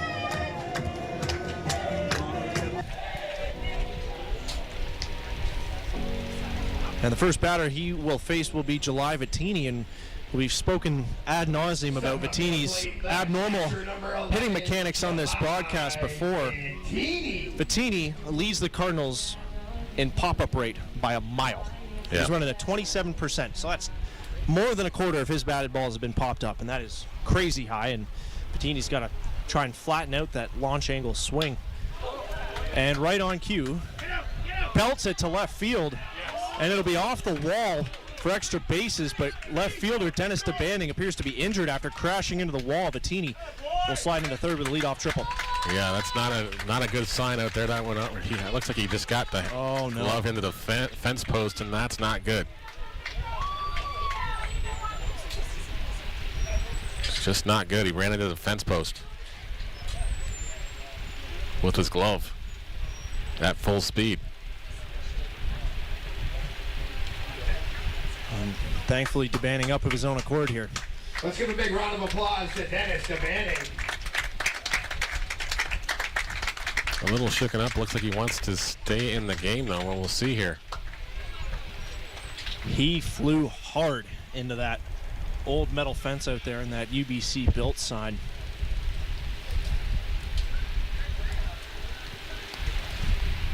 The coach is out to check on him. We'll see if he's good to continue. He's walking pretty gingerly right now, but conversing with the umpire. And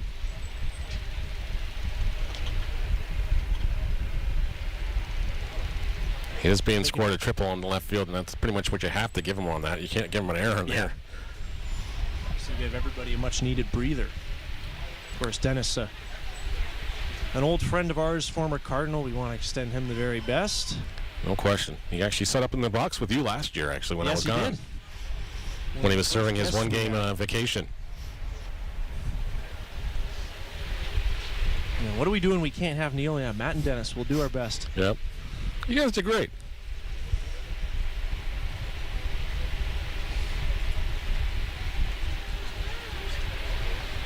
He's trying to argue to stay in this contest.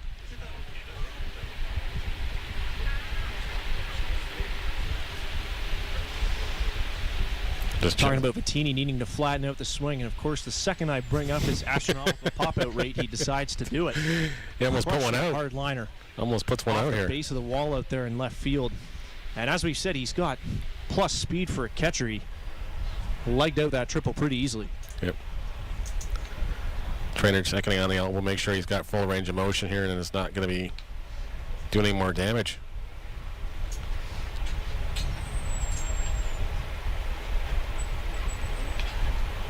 Yeah, he's going to stay in the ball game by the sounds of it.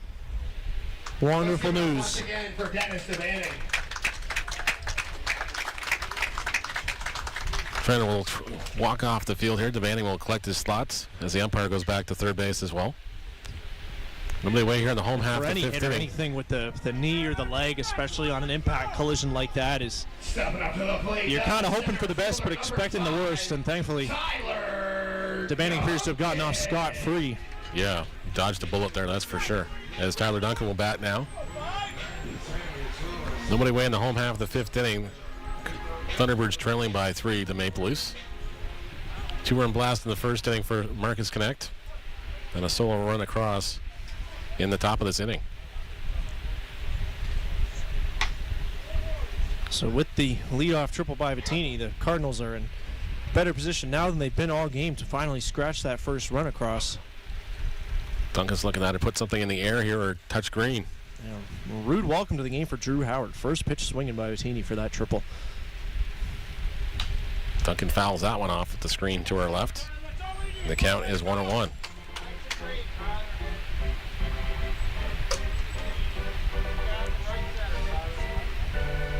Duncan hitting .264 on the year, slugging under .400, which is again uncharacteristic for him.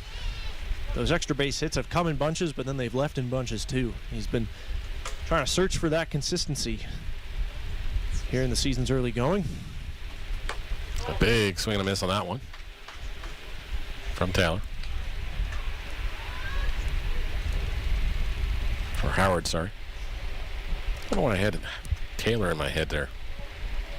I was talking to Tyler during batting practice about whether or not he's going to defend his home run derby title, and at first he was like, well, are they even going to let me in? I was like, well, you won it last year, but I'm sure he gets a, he's aware of the slower start he's had in the power department.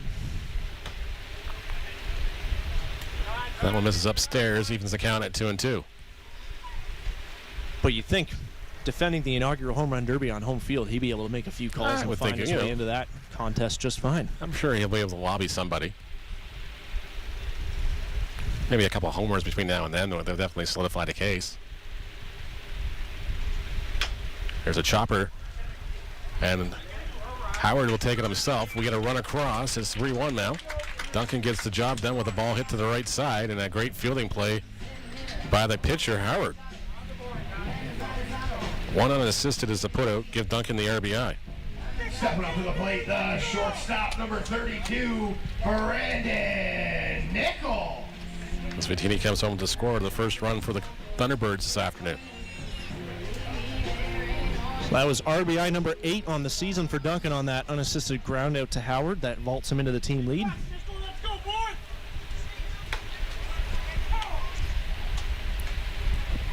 Brandon Nichols had 5 in just 12 contests, so he's climbing up that leaderboard as well. He's got 2 home runs to his name. That one misses outside, evens the count at 1-1. We are on the bottom of the 5th inning. It's 3-1 is your score. The Maple Leafs leading this one. But the Thunderbirds showing signs of life here in this inning. As Howard's offering misses outside for a ball. Now runs the count to 2-1. Looks like Drew Howard's fighting it on the mound. During his warm-up, he yanked a couple pitches way to the right, and he was wincing and grimacing, not as though he was hurt or anything, but just really struggling to find that release point. Yep. You saw it again there on that outside pitch to Nickel. That one misses outside again, and it's now 3-1.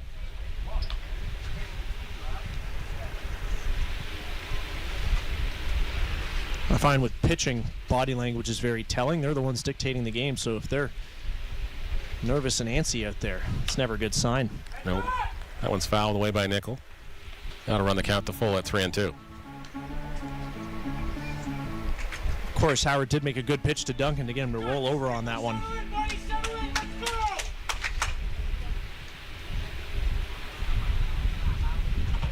Maybe it's just the heat, like it's going to be for everybody else today. Yep. Nickel chases that one on the other half, gets the strikeout. Does Howard. Two away now here in the Cardinals, or the Thunderbirds, home half of the 5th inning, and Carlos Dominguez will be the batter now. 0 for 2 in the contest.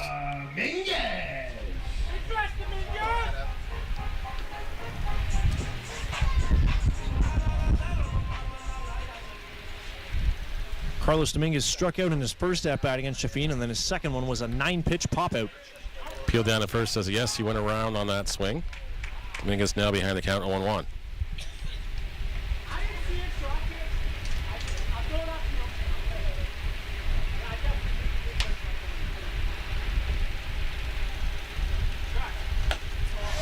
A big cut on that one now behind the count at 1-2. And Dominguez not seeing the breaking ball well out of the hands of Howard. Those are 2 swords there. As Howard jumps out 0-2 on him.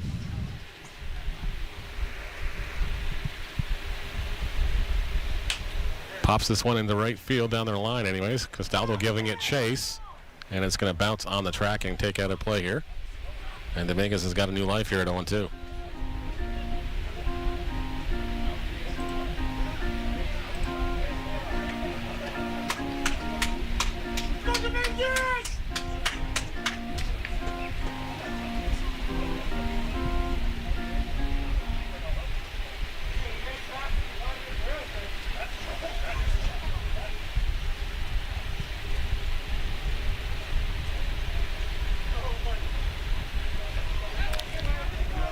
Peel said he went around on it. Dominguez does not like that call. It gets tagged out by the catcher.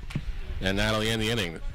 Thunderbirds do get a run back here in the home half of the 5th inning, but still trail the Maple Leafs 3-1 as we take a quick pause in the action here on Cable 14. Wait, here.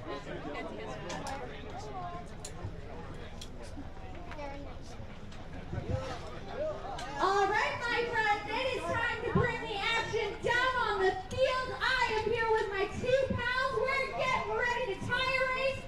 Are we feeling good? Are we ready, boys? Thumbs up. Here we go. On your mark. Get set. Go. Oh, look at you. All of the picture being and winner. We're done. Congrats, guys. You're going home winner. Come on, Mackenzie!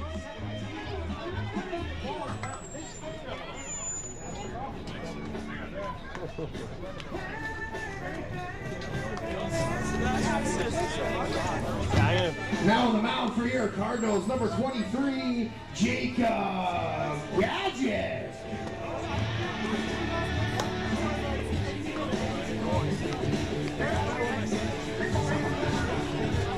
Hey boys, I'm gonna head out.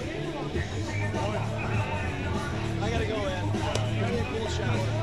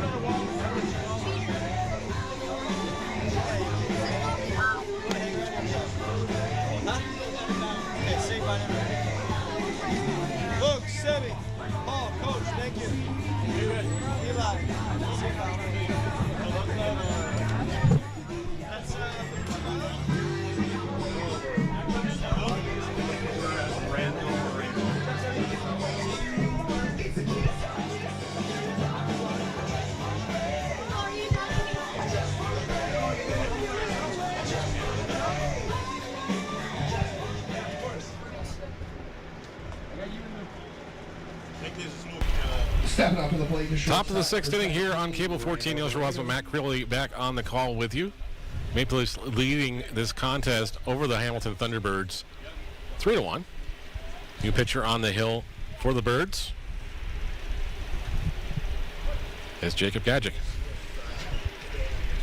Gadzik, the lefty, was once again instrumental in Friday night's comeback victory over Kitchener.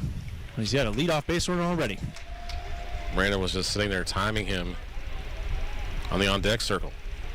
Stepping up to the plate, the weenie man of the game, designated hitter number 9, Justin Mara. I'm going to bring in Justin Mara now with nobody out and one on.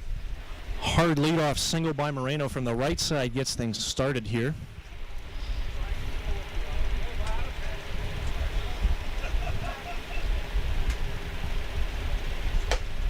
Mara takes ball 1 high.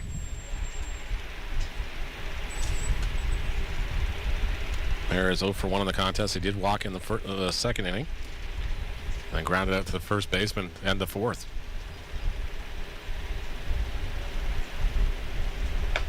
That one's in there for a called strike. And the count even at 1-1. Seems like everybody else has got a lot of run scoring going on. We don't have a lot across the intercounty. Yeah, and it's not the first time that that's been an issue for the Cardinals this year. There's no way around it. The offense has not been up to speed. The pitching has been outstanding. Just unfortunately not getting any run support in return. Yeah, and that's despite what happened last night in Kitchener. And there's no way to sugarcoat it, Neil. It was a disaster. It was awful. There's no other way to put it. And 7 runs allowed and 3 errors in the first inning just compounded things. This one's off of Brown. He's only going to get 1 play, and that's going to be good at first to get Mara. Just a hard hit ground ball here that took a weird hop. Stepping up to the plate, center fielder number Great 15, job by Brown to recover and throw the runner out at first, though. It's a nice recovery by Brown, and he's got the arm strength to make amends after just doing a good job to keep that ball in front of him, honestly. Another weird hop, as you said, for out number 1. And like you were just saying, Neil, it's been the offense a lot more than the pitching this year. That's been a problem for Hamilton, but this weekend they had a planned bullpen day today on the hottest day of the year, and their starters on Friday and Saturday pitched a combined 3 innings out of 18.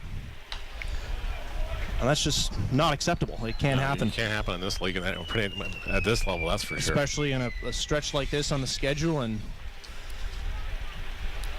again, Saldana and Adames are talented pitchers, and it's nothing against them. It just happens sometimes. But you got to get more length, and it's a tired bullpen today, and they're working in the heat. Caleb Sorosky warming up down there, so it looks like it'll be the only inning for Gadzik, which makes sense. Yep.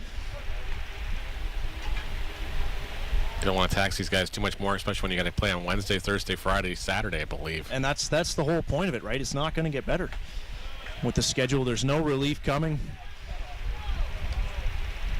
And Shaw's behind the counter, 0-2 here. We're hoping that more reps do the Cardinals better, and it hasn't happened so far. And it feels like every weekend it's been something a little different. It was the offense for the first few, and this weekend it's just been a meltdown on the starting pitching side. And it's a super talented group, but again, it's just some of the struggles that come with heightened expectation going into the season. Shaw gets punched out here by Gadzik. Another strikeout for Hunger. And Dennis DeBanning will be the batter here. Good to see DeBanning back up following that collision with the wall out there in left field in the bottom half of last inning. Yep. Interesting to see how he swings the bat here. We'll see how the mechanics are working here, especially in that lower half. First pitch misses way outside. Bettini does a great job of keeping him in front of him and holding Moreno at second base.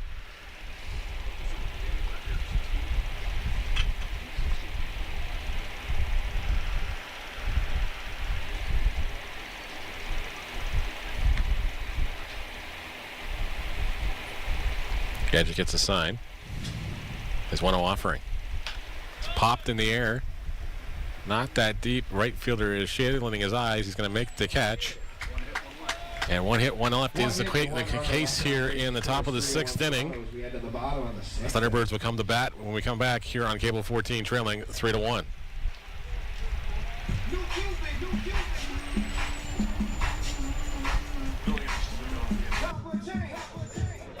Quick break here and join our friends from Armstrong's Bird Feed. Hey there, fans, this is your last chance to grab some. Sometimes the littlest things can make the biggest difference. Like nature brightening your day. Bring nature to your backyard with Armstrong Bird Food. Feeding cardinals since 1986.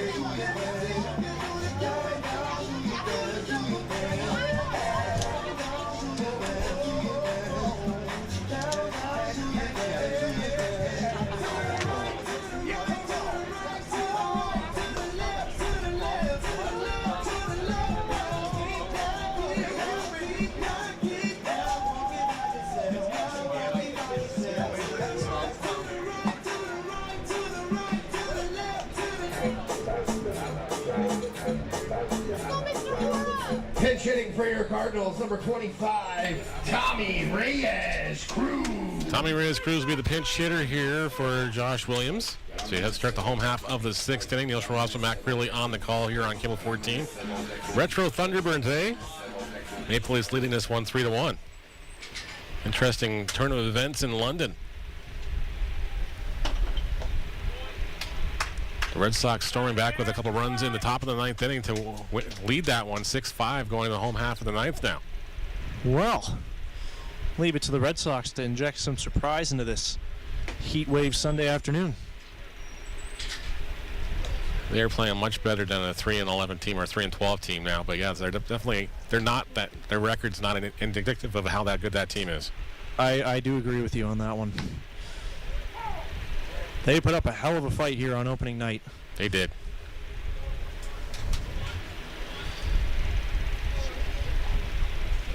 Two and 1 of the offering now. On Tommy Reyes-Cruz, he fouls that one off. He evens the count at 2-2. Keep it coming, boy. You got this. Reyes-Cruz has cooled off somewhat after his strong start to the season. Spraying base hits everywhere you look. Yep. If you combine Josh Williams and Tommy Reyes-Cruz, I think you'd have the best hitter in this league. Oh, I think you would. The contact ability of Reyes-Cruz and the pop that Williams has. Cardinals opting to swap one for the other here. Down by 2. 12 more outs to work with.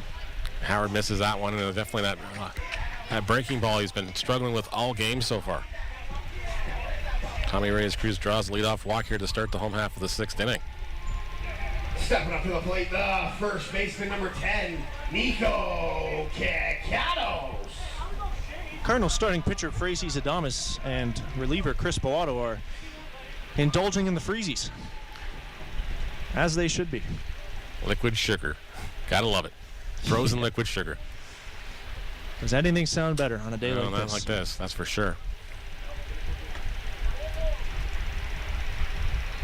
So the Cardinals had the leadoff man on via the walk, and hitting with runners on, and especially with runners in scoring position, has been a big sore spot for the team this year. I'm not sure whether that's mental. I know the Cardinals baseball ops staff has been delving into their mechanics in that situation, trying to identify any trends. That one's in there for a called strike, and the count is 1-1 on Kakatos. Huge hole on that right side here if you can push it through.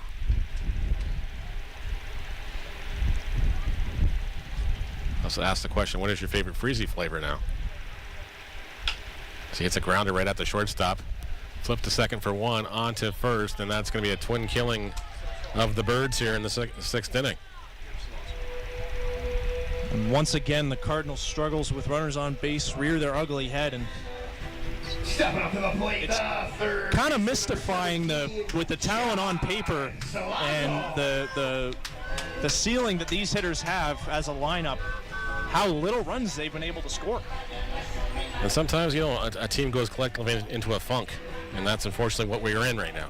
And there's a lot of new guys to the team this year, so chemistry is undoubtedly a part of it, but there's just so many things that go into being a winner and manufacturing runs when you have to, especially when you're behind in games.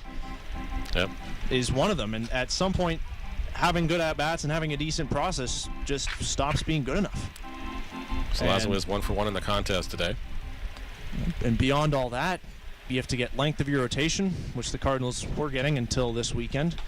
And you have to field, you have to bunt, you have to know, you have to recognize your signs, and it just hasn't been a well-oiled machine this year. They're still very raw, and we're a third of the way through the season, and a lot of those things are okay in the first week or two, but it's taken longer than I think anybody would have wanted to, and these guys know it. Building a winner and instilling that winning culture takes time, but Yep. it takes a lot of discipline too, and they haven't had it. It's chopped up the middle. High hop. He's going to get the bounce across. Salazo's going to beat that one out. An infield single for Jonathan Salazo. He goes to second on the error on the throw. Little signs of life here. The conductor with his second hit today. That was fantastic range by the shortstop Moreno. That was a really quick hop that he fielded that ball on, but he rushed the throw. I'm not sure if he had a chance to get him, even if it was perfect, but he skips in the dirt, and by the first baseman sheet goes. Salazo up to second on the play. Yep. And the Leafs have nothing to show for the outstanding range by their shortstop on that one. Majors did come back and won that game on a surprise, another walk-off in the bottom of the ninth inning. I was like, no wonder Skylar Janice is the league leader in wins. He keeps... I'm not sure if he pitched today, did he? I'm just checking now, actually. Yes, he did. Yeah, I mean, I do a bone to pick, because at some point, you can't be rewarded for blowing the game in the top of the ninth if your team keeps billing you. No, exactly. That shouldn't be how it works. No, it shouldn't be that way. But he's the master of the vulture this year. Skylar the Vulture Janice. Swirling again at Labatt Park. So yeah, if you look up at the league leaderboard in pitching wins this year, that he's now got Skylar 5. Janice in a nutshell should tell you why that isn't the whole story. 5 wins, and I believe 2 saves, but I think 3 blown saves.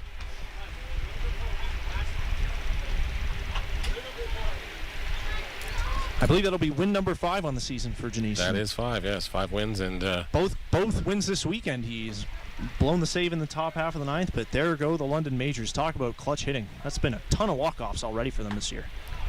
Yep.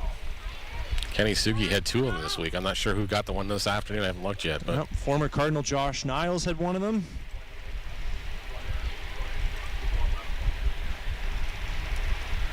Pena's working with a 1-2 count here with 2 away. It's a bullet right at Mara. He fields it cleanly, throws to first, and that's going to end the inning. Salazo will get left at second base to end the 6th inning here as we're off to the top here. The Maple Leafs leading this one 3-1 when we come back here on Cable 14. Hey fans, we are back with some more trivia. I am here with my friend Logan. We're ready to rock and roll, aren't we, Logan? Okay, your question is, who is the only Canadian to win MLB Rookie of the Year? We have 3 options. Larry Walker, Jason Bay, or Joey Votto. Are you ready? Jason Bay. Way to go, Logan. That's awesome. Everyone, give it up for my pal out here.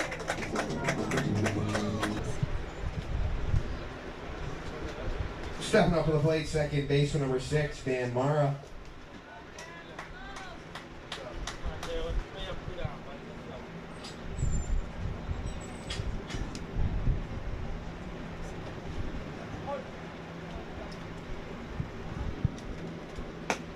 Seventh inning here. Dan Mara takes ball one inside from Caleb Sorowski as we're back underway here on Cable 14. Neil Schwartz with Matt Creeley on the call. Maple Leafs leading this one 3-1.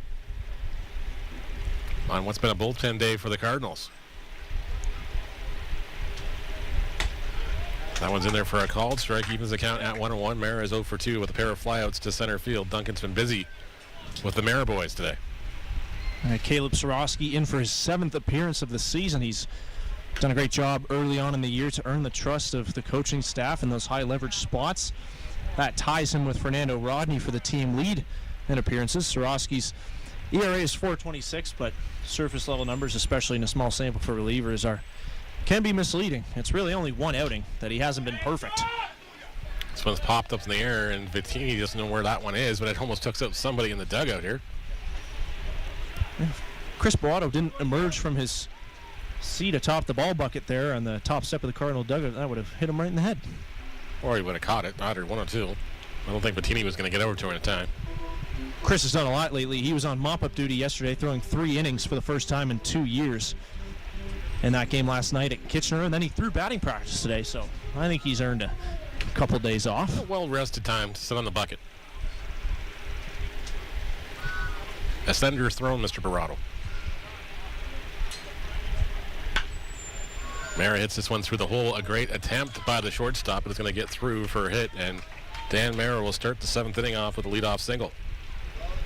And once again, nothing anybody on the Cardinals could do about that one. Sorowski gets his weekly hit ground ball, but he just hit it where nobody else was. That is. And hitters have very little control of where they hit it on the field in terms of where it lands. Just kept tailing away from the shortstop, unfortunately, and Salazzo didn't have enough time to get to it. Mm-hmm.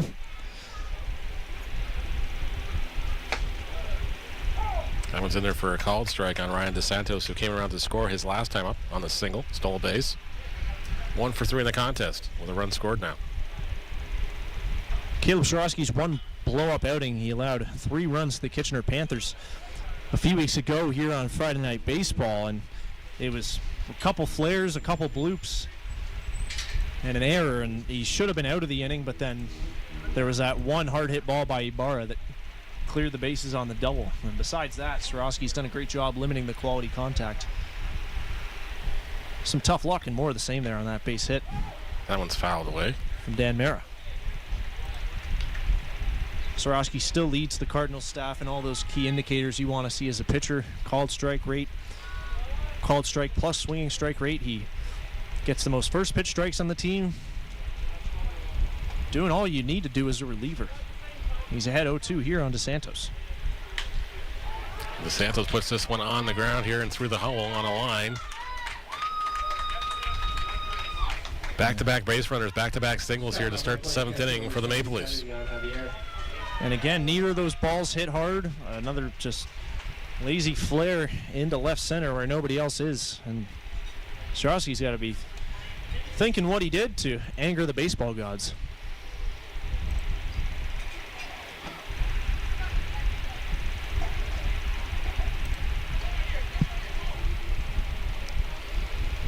John Javier up, not the man you want to see if you're the Cardinals with 2 on and nobody out here. Exactly. He's already got an RBI single in the contest. He's 1 for 3. Takes strike 1 on the other half here. Sorowski gets ahead on the batter. Looks like Stephen Hospital doing some light toss in that Cardinal bullpen. The unsung hero of Friday night's game. A big swing and a miss on that one. Sorowski pulls the string on that one. And Javier goes chasing. Yeah, Sorowski's got 4 offerings. Fastball, changeup, curveball, cutter. And as we talked about before, the fastball sits mid-80s, but he's so slow and spinny with everything else that it seems a lot faster. Misses outside for a ball. Hospital said he couldn't remember the last time he had thrown 3 innings in a ball game after Friday night, and he could barely feel his arm, so he got that thing all iced up from the shoulder down to the elbow. Yeah. Clearly no worse for wear. He's back at it today. He was absolutely brilliant. Monster for the Cardinals this season out of the bullpen. He tried to pull that one back in, but to no avail. The count now 2-2. Good eye, Blue. Now keep that strike zone for both teams.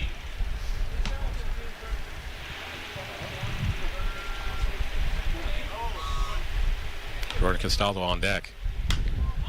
Javier pops this one high in the air here. Brown has a beat on it. He'll make the catch for the first out of the inning. Javier retired on the F4. I do commend the Bernie Arbor faithful for rallying behind the ejected Chris Piano and making their feelings known about the strike zone. They're picking them up. Number 5, Jordan Castaldo.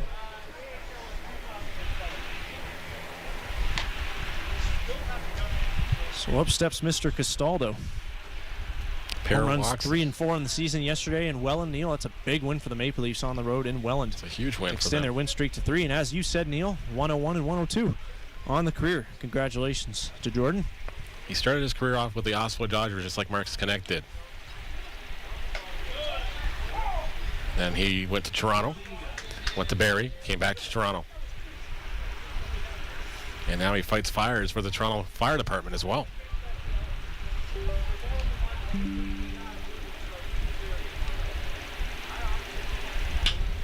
So he gets a hold of this one into right center field here, and that is going to be gone here, and that's number 103 for Jordan Castaldo. Well, we teed him up perfectly, so thank you for listening, Jordan. Glad we could help.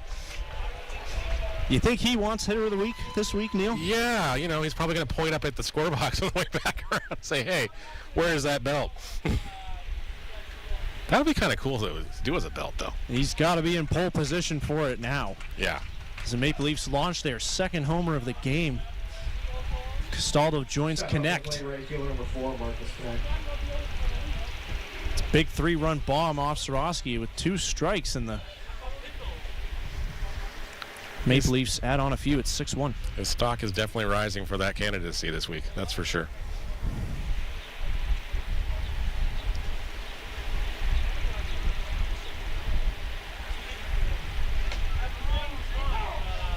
That one's in there for a called strike. 6-1 is now the score here. The Maple Leafs have blown this one up a little bit more here. Scoring 3 in the top of the 7th inning.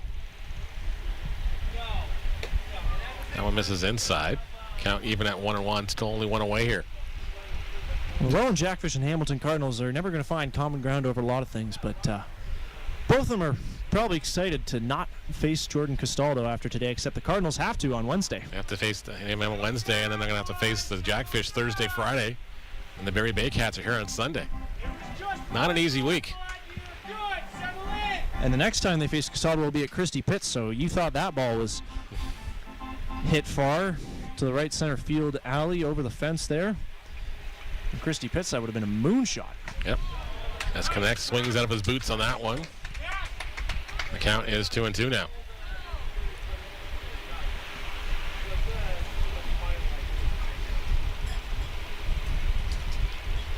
Looks like Hospital was just getting a recovery day thrown, as now Casey Boyer-Howard has assumed his position, warming up in the bullpen.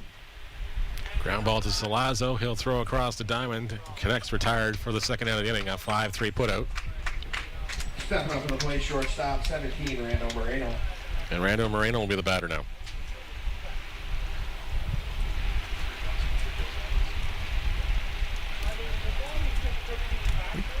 We talked about John Javier and his place atop the IBL batting average leaderboard, and Castaldo up there as well. Rando Moreno, as we said, is tied atop the RBI leaderboard, and he's not too far down the average leaderboard either, hitting 292. Nope. In a wonderful case of statistical serendipity, Moreno's on-base percentage 333 and his slugging 444. There you go. He likes his numbers Sevens divided are by wild. ones. OPS looks like a slot machine.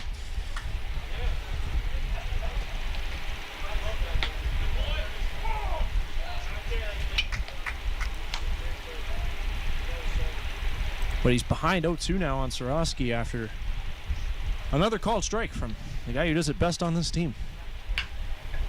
Chopped at Brown at second base. He'll be up with it. Throws to first in time. That'll end the inning here. We hit the 7th inning stretch here at Bernie Arbor. The Thunderbirds trailing the Maple Leafs now 6-1.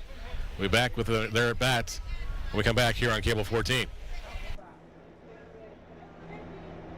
All right, fans, it's time to get on our feet if we can. Stretch those legs out for the 7th inning stretch.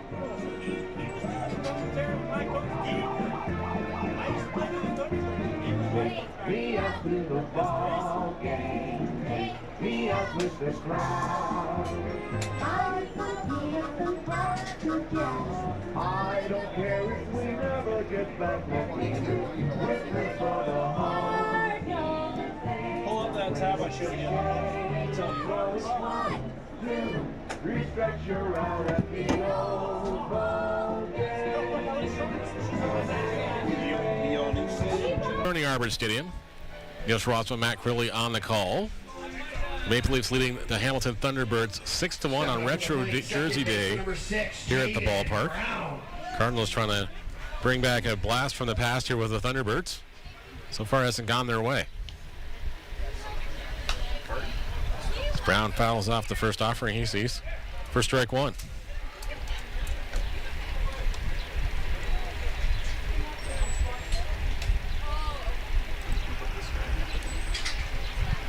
Brown 0 for 2 with a fly out to center field and a pop up to second base so far.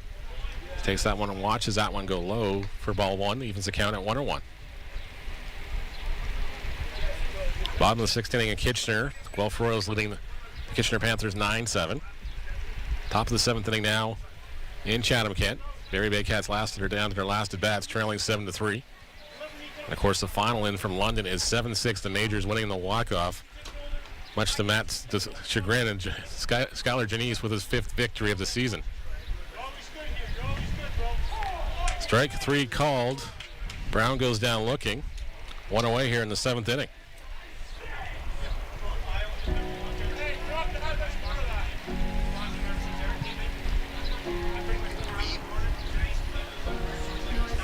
Stepping up to the plate. Neil, you ever seen an umpire get mad at the sound effects guy? A few times. I've seen an ejection, actually.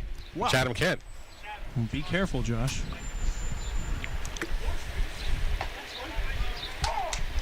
Drew Howard out for his 3rd inning of relief work. Yeah, Jeff Hoffman, the PA announcer and sound guy, got ejected last year. Well then, I thought that'd be a first, but clearly not. Had other teams in past years storm up to the press box too if they didn't like what the announcer was saying or playing as far as walk-up music. So it does happen.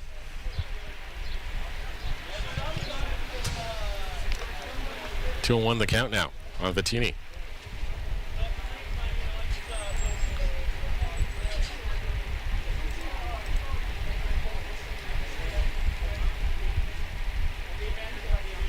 Whoa! That one hits Vittini on the arm. And the enormous discrepancy between July Vittini's average and his on base continues to grow. He finds a way on, though. Stepping up to the plate, the center fielder, number 5, Tyler Duncan. And that'll bring up Tyler Duncan, who's 0 for 2 in the contest, has walked, has a stolen base, has an RBI. For the one run, the Maple Leafs have surrendered for these Thunderbirds so far.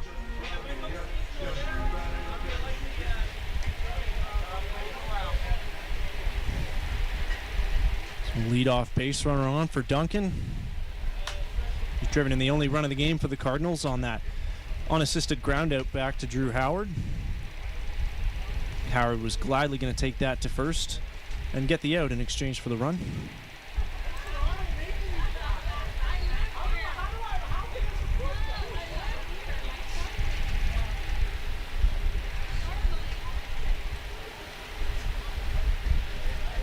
A 1 count on Duncan.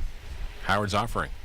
Duncan takes this to center field, but it's going to be right at Kalo Shaw. He'll make the catch. Vittini will have to backpedal at first. Duncan's retired on the fly out to center field for the second out of the inning.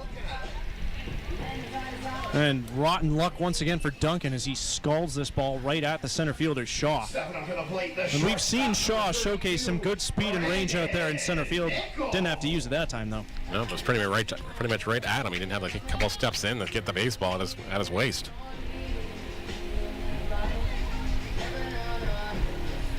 Fortunately, the only thing that's been hot so far for the Cardinals today has been the weather. The bats, not so much.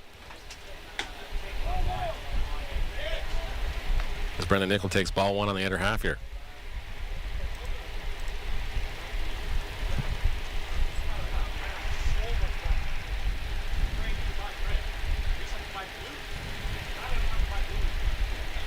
That one misses outside.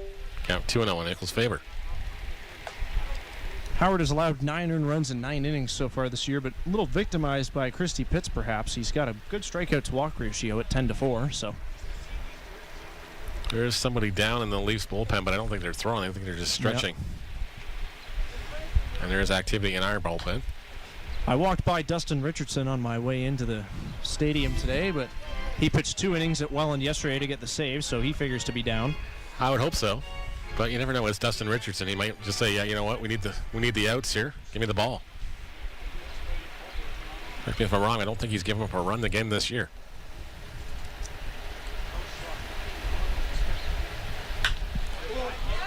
That one's hooked, but it's going to go foul and out of play here by Nickel.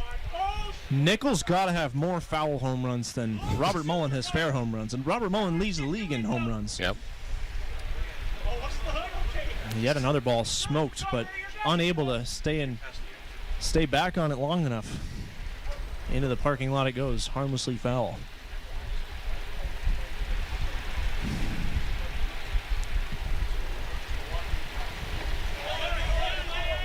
Umpires appeal down to first. He did not go around on that one. It counts now 3-2 on Nickel. Carlos Dominguez waits on deck here. 0 for 3 in the contest. Pair of strikeouts. Nickel has a single. Dominguez was rolling through the first 4 games of his IBL career, but he's been stopped in his tracks since his 4-hit player of the game performance on Friday night. 5 strikeouts between today and yesterday since then. This one's lined up the middle by Nickel. That was stung. Vittini was on his horse and he just stumbled around the bases, and he's going to have to dive back into second base ahead of the tag here. He might be asking for time here. I hope Vittini's okay there. You know, definitely blew a tire going around the bases. Stepping up to the plate, the right fielder, number 30, Carlos Dominguez. A long, loud single for Nickel. Vittini had to stop at second. Yeah, Nickel, great job to time up that full count offering from Howard. Takes it right back where it came from. Absolute seed off the bat on the ground. And I was about to say that the beauty of it was that Vittini was able to go to third, being in motion on the full count 2-out offering, but a little slip and fall around the bases. At least he's safe going back into second. That misses low on Dominguez. Count 1-0. As Dominguez will try and reverse his fortunes. Hitless in 8 appearances at the plate since that showing on Friday.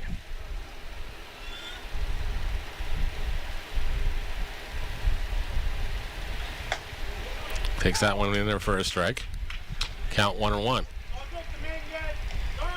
It looks like Dominguez has been caught in between here against both the lefty Jaffine and the righty Howard today. A lot of half swings, looking a little indecisive up there.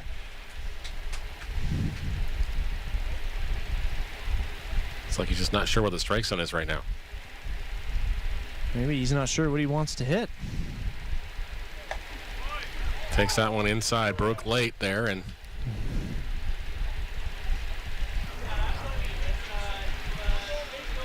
they count now 1 ball and 2 strikes on Dominguez.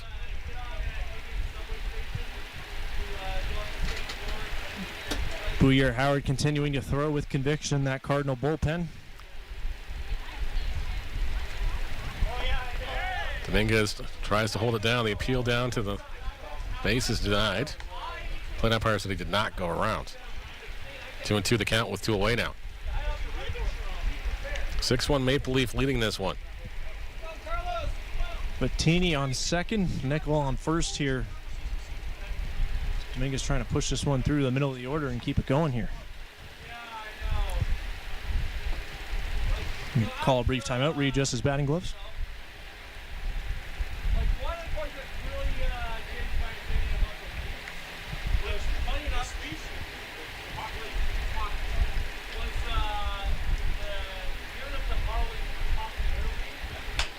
Dominguez with a chopper to the shortstop. They'll flip to second to get the force out, and that's all they'll need here. Cardinals ran a couple more base runners here in the 7th inning. They have nothing to show for it. Maple Leafs will come to bat, leading this one 6-1 here on Cable 14. As we get to the top of the 8th inning.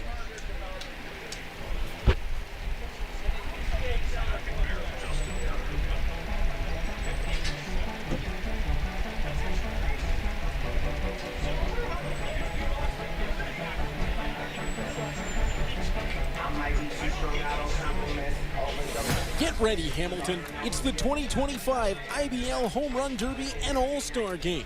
Hosted by the Hamilton Cardinals at beautiful Bernie Arbor Stadium. Watch the league's top sluggers crush moonshots in the Derby. Then see the best of the best go head-to-head under the lights in the All-Star Game. Grab your tickets now at HamiltonCardinals.com. Because this summer, the stars shine bright. Stepping up to the plate, the wee man of the game, designated hitter number 9, Joe. Top of the 8th inning here at Bernie Arbor Stadium. The Maple Leafs leading the Hamilton Thunderbirds on Retro Jersey Day on Cable 14, 6-1.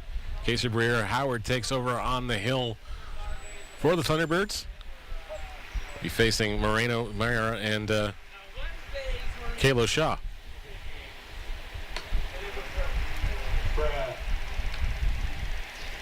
Casey Howard's first appearance since that unfortunate outing in Welland. He was tagged for 7 runs in 2/3 of an inning in relief as the Jackfish changed the lead from 7-4 to 15-4. And the grand slam by Grayson Barrett, the exclamation point on that one. Yes. I don't have the time to fact check it for this broadcast, but Casey said it was his first home run he's given up in 3 years. I wouldn't doubt it. Because he's been pretty effective whenever called upon. Might give up a run here and there, but not home runs. Happy belated too to Casey, by the way. He turned 32 yesterday. Man, they make me feel old. I got 18 years on him still. He's a Canadian baseballer through and through, staying true to the southwest corner of Lake Ontario and surrounding areas his whole life. Brantford, born and raised, still lives there now. Pitched at Guelph. Yeah, he pitched for did. the Red Sox, and now he pitches for the Cardinals with a brief stop in Welland in between. That he did as Justin Mara draws the leadoff walk here to start this 8th inning. Fielder number 15, Kaleo Shaw. Kaleo Shaw, then Dennis Demanding due up in the order. I've never finished the Moreno on a bat apparently last inning. Howard is a teacher at a school in the Hamilton area, and as we mentioned the last time he pitched at Bernie Arbor, his class was in attendance on one of the school day games. That they were. A big thunderous applause once again for him. Rousing ovation. It just warms the heart. As I got to see Mr. Howard do an inning of work. How's that for a May Tuesday at school? Yep. That one's in there for a strike. Howard's ahead of the count, 0-2.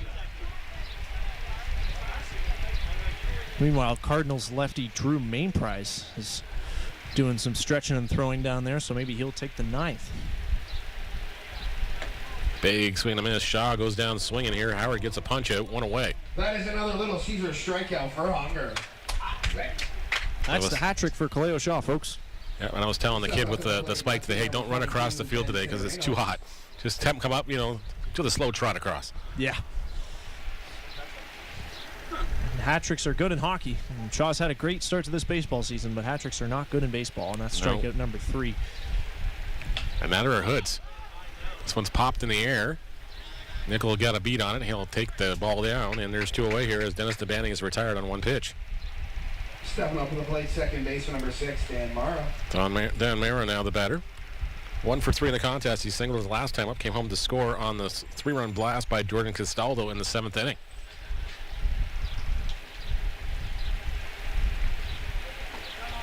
So how do we get these Cardinals out of the funk, hitting-wise, Matt? What do we got to do? Well, we tried kicking me out of the booth for a few games, and it worked for a little bit, but now I'm back here, so guess what?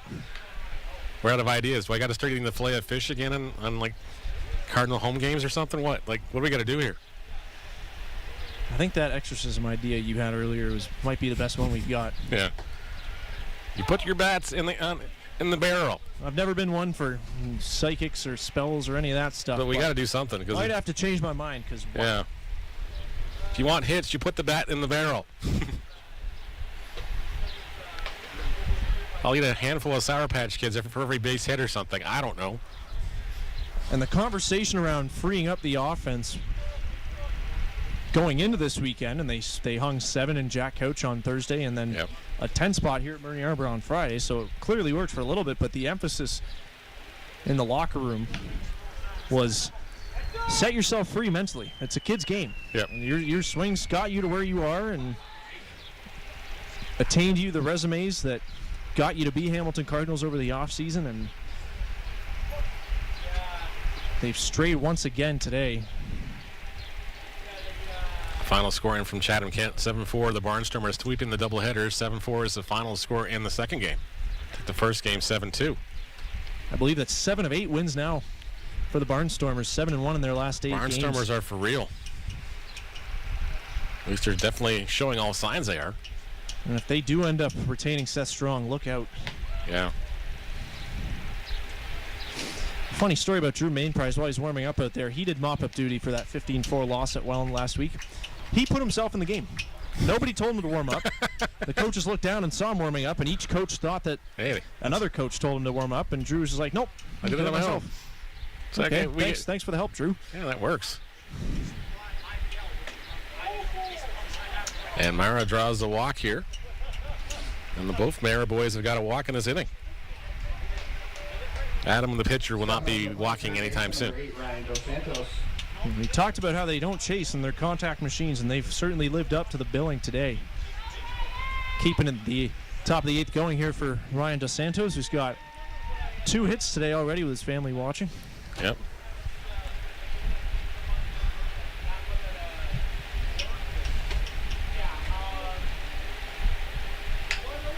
It's a grounder at the first baseman. Fielded cleanly by Picatos. He'll take it himself, and the inning is over. 2 runners left on base at half inning. Casey Howard gets out of the jam here, stranding 2 base runners via the walk. The Cardinals will come to bat in the home half of the 8th inning with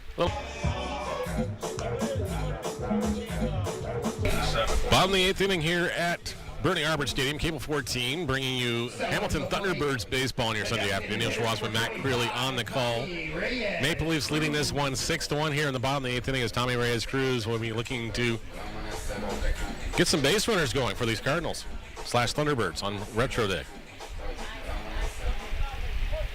Of course, we're talking about ejections in the commercial breaks here and everything else, and Nate sharing a story we can't repeat on the air, obviously.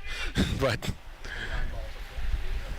well, Neil, if those in the press box play their cards right, maybe we won't have to say anything. Exactly. What happens might just end up speaking for itself. Yep.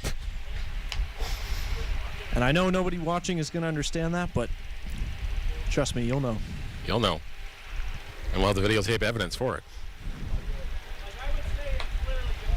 That one misses for a ball. And the count is 2-1 on Reyes-Cruz. Howard on for his 4th inning of relief today.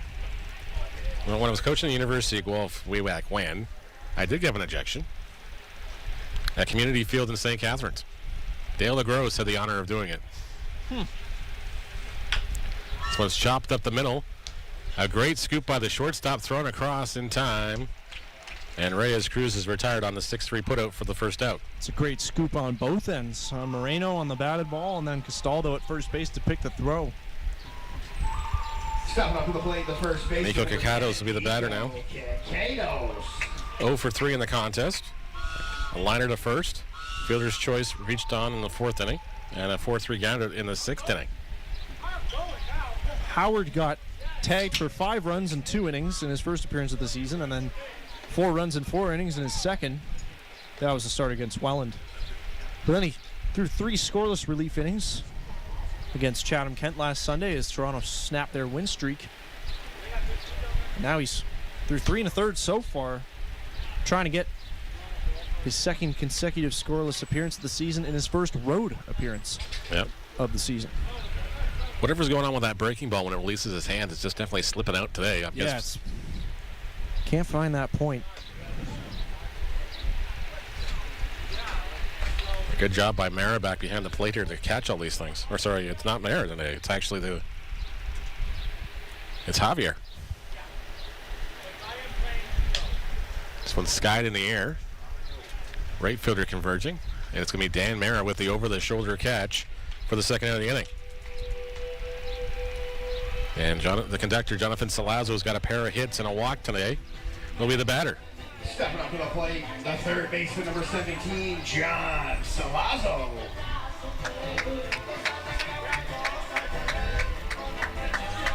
So John Salazzo, after going through, by his own admission, the worst slump of his career in the early weeks of the season, they bumped him down to start this weekend in the order. And it's worked well for him since they've done that. And the announcer curse is real again. Yeah. 4-3 is your putout. 3 up, 3 down. The Cardinals go here in the home half of the 8th inning. We'll let you finish your conversation here as Salazzo's having words with his buddy Jordan Castaldo. Salazzo had reached base all 3 times before then. And, uh-oh. Cardinals trainer Carlo Cardelli is out to check on him. As he gets hugs from pretty much all the Maple Leafs. Hopefully it's just a Hopefully it's small just a little cramp. cold muscle and nothing else. Hopefully it's just a cramp and just nothing like a couple of bananas can't fix. But yeah, it was just like he landed weird, and that's why I was talking with Castaldo. Or it could also be his back that's been bugging him for the last couple of days too. So we'll see.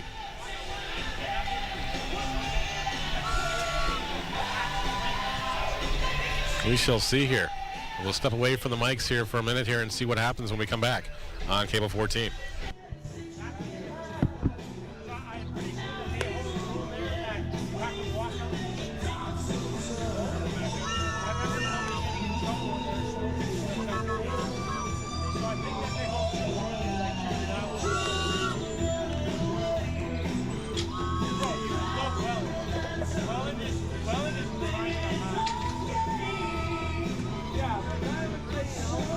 Thunderbirds fans, thank you for spending your Saturday afternoon with us. It's so good to be back together.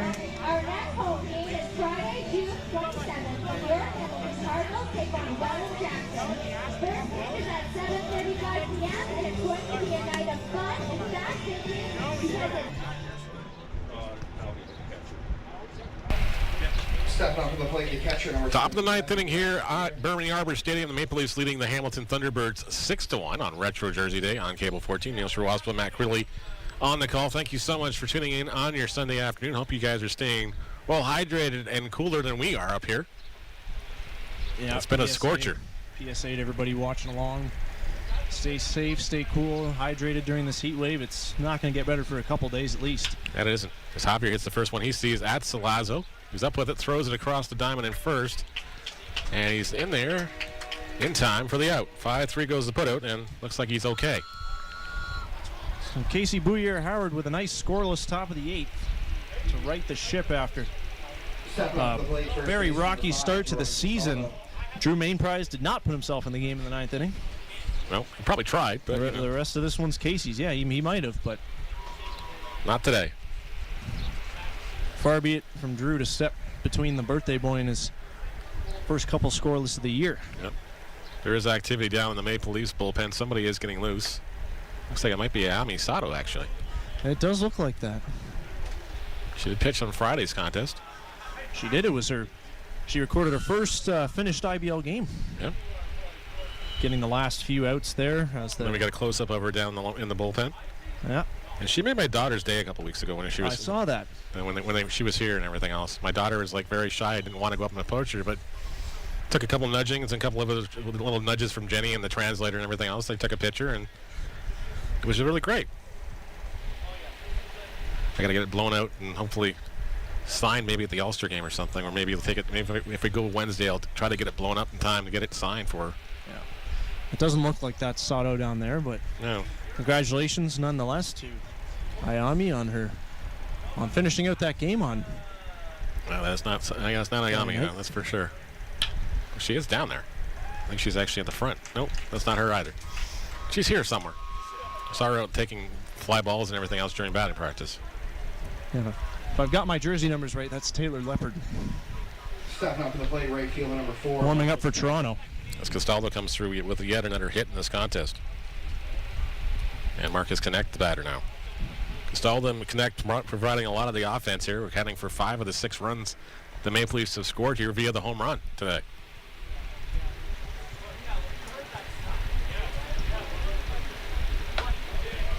That one's in there for a called strike and Connect. Howard gets ahead here at 0-1. One away here in the top of the 9th inning.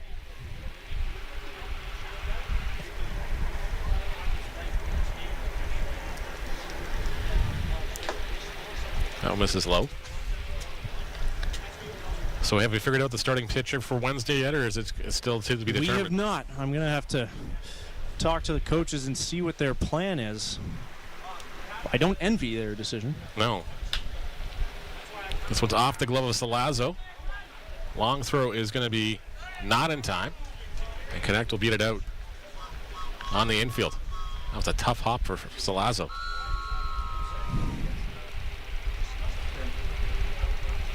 Well, they are going to call that an infield hit. Most likely due to how hard the ball was hit by Connect. That's the second one he's absolutely scorched today. Plus, you got to realize when the ground is just hard, like hot and everything else, it's like playing on a clay surface, almost like cement now. So balls are definitely going to take weirder bounces.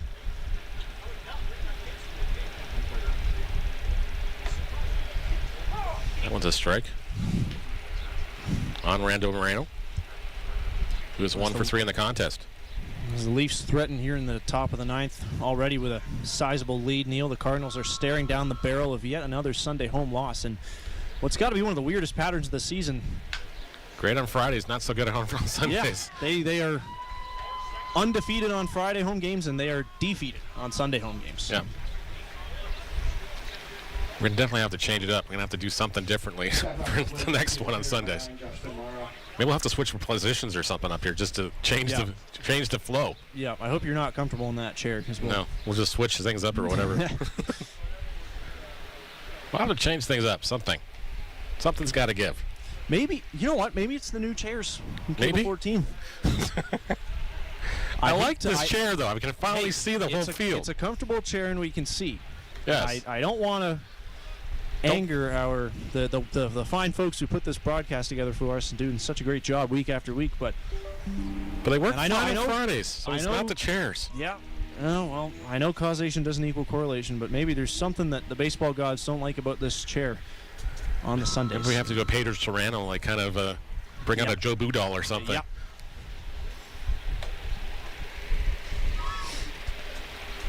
Just another lackluster effort for the Cardinals today, and you can talk about umpiring and bounces and batted ball luck and everything else, but at some point you just got to get it done. And the fundamental soundness and the bounce back when they get scored on in the top half of the inning, outside of a few innings on Friday night, it just hasn't been there all season. And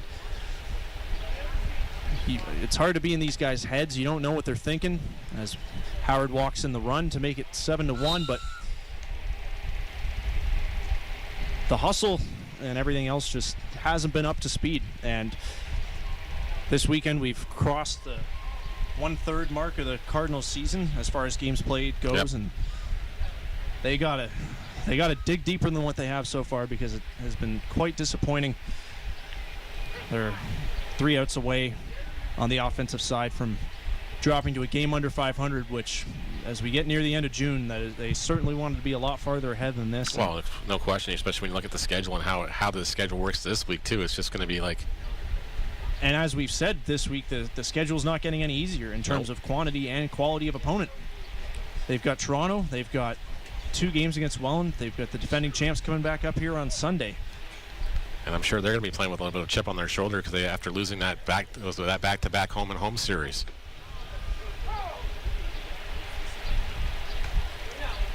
And then losing today is where, you know, we've been up there all weekend. Yep. And then they got a long bus ride home and a lot of time to think about what went wrong today. That they do.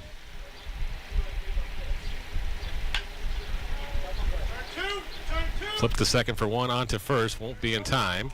Another run comes home. It's 8-1 here in the top of the 9th inning. But there's now 2 away. As Kalo Shaw beats that one out on the fielder's choice. That's a pinch hitter that was going up for Shaw there, but we're not able to identify him. We can't corroborate the jersey number online, so. No. This one's popped in the air on the first pitch swinging. And Duncan will make that one catch.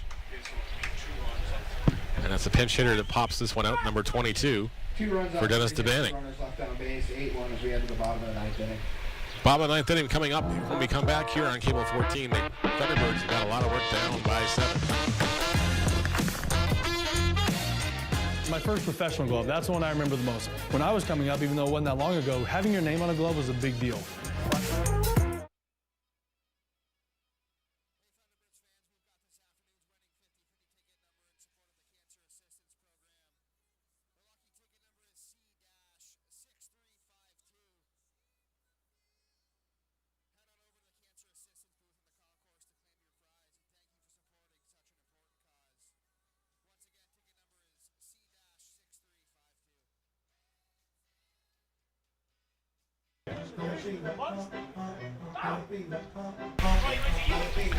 Bottom of the 9th inning here at Burning Arbor Stadium. The Hamilton Cardinals have got the work cut out for them on retro jersey night. Taylor Lepard comes on the hill here for the Maple Leafs to close it out. Cardinals once again the victims of the long ball here in this ballpark.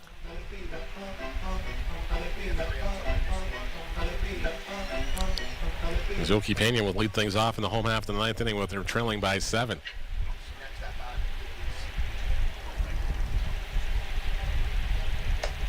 First pitch in there for a called strike on Pena. Falls behind the count 0-1. Taylor Lepard in the game for Toronto on the mound as the baton goes from Jaffine to Howard to him. Lepard was the one who relieved Miami Sato on opening day back on Mother's Day at Christie Pitts. And Kitchener's eventual 6-5 win over the Maple Leafs. Brennan Daly on deck for the Cardinals in Jaden Brown's spot to pinch hit.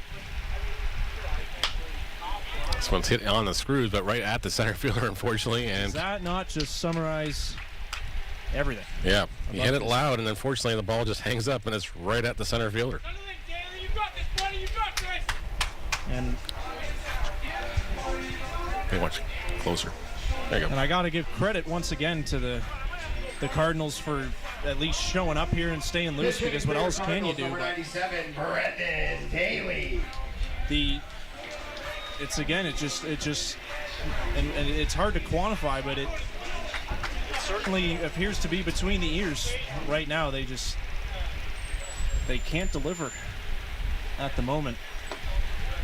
The Maple Leafs are 2 outs away from extending their win streak to 4 and their record to 10-7. Cardinals about to drop to 7-8.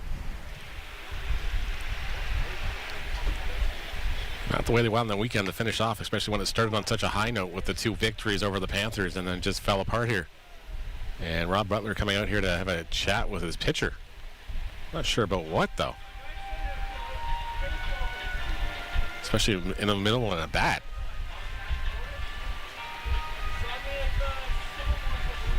It was a quick conversation, whatever that was. Must have been something really... Must have been something really specific that he noticed, because that was like quick. There was like maybe 4 words, and that's it. Is there a world record for the shortest mound visit? Yeah, that was probably up there.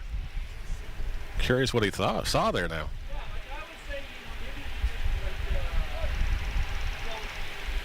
As the count is 1-1 on Daly. So he takes a big swing and a miss on that. Now that 1-2. One away here in the home half of the 9th inning.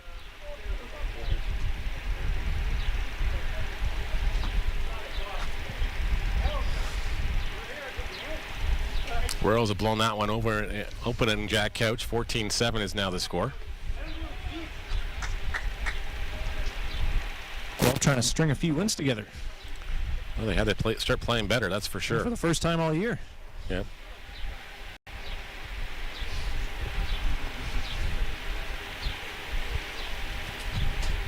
A long losing streak is coming to an end this weekend. That one misses inside, and his count is now full at 3-2 on Vernon Daly.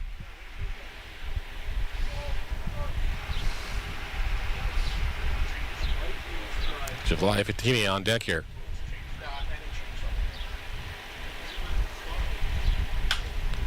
Daly hits this one through the hole here and gets himself a single. Some signs of life here for the Cardinals. It's a nice hit by Daly, taking it the other way. Hard ground ball. The Leafs defense was giving him that right side, and he ate it right up. Play the catcher, number 11, July Bettini. So Bettini, one of the only Cardinal hitters who's been giving it his best today, is going to take his 4th hacks of the game here, and Nick Veloci's on deck in Tyler Duncan's spot. And Fatini has a triple, run scored. The only run the Cardinals have scored, actually. Been hit by a pitch and flown out to center field. And as this game winds down here, Neil, and thinking of the way the season has gone for the Cardinals, especially relative to expectation, I'm reminded of a fantastic quote that I heard early on in my time working here last season from ex-Cardinals GM George Halim. And it was, this game doesn't stop for bodies in the dugout, and it doesn't. Nope. The schedule does not care Nope. about the difficulties the Cardinals are going through right now. The sun's going to come up tomorrow. There's going to be more baseball all throughout the week and next weekend, and they have no choice but to try and forge onward. And it builds character, and they have no choice but to embrace that because, well, the way things have gone this season, they need some character building, and yep. Execution's just got to be better on all sides of the ball. We're just running out of ways to say the same thing. Like, how many Sunday games have gone like this where the pitching's put up a fight, but the bats have been able to find an answer. The offense just has not come through whatsoever. Teeny skies this one in the air because Castaldo has a beat on it. He'll make the catch, and there's 2 away. The Cardinals down to their last out now. Another pop-up for Bettini as Nick Veloci has to assume the thankless job of being a pinch hitter for the last out of the ball game. We'll see if he can make good of it and pass that dubious distinction off to somebody else. At the very least. Yep. Fantastic walk-up song choice by Nick Veloci. I like it. Never going to complain about Jimi Hendrix.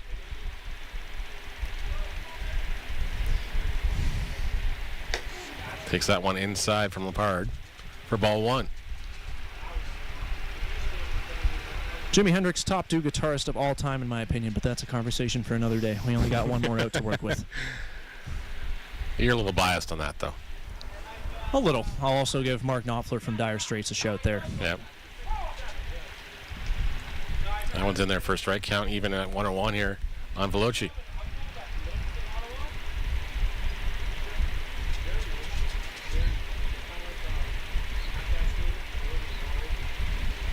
Big swing on that one. Lepard challenged him with that fastball.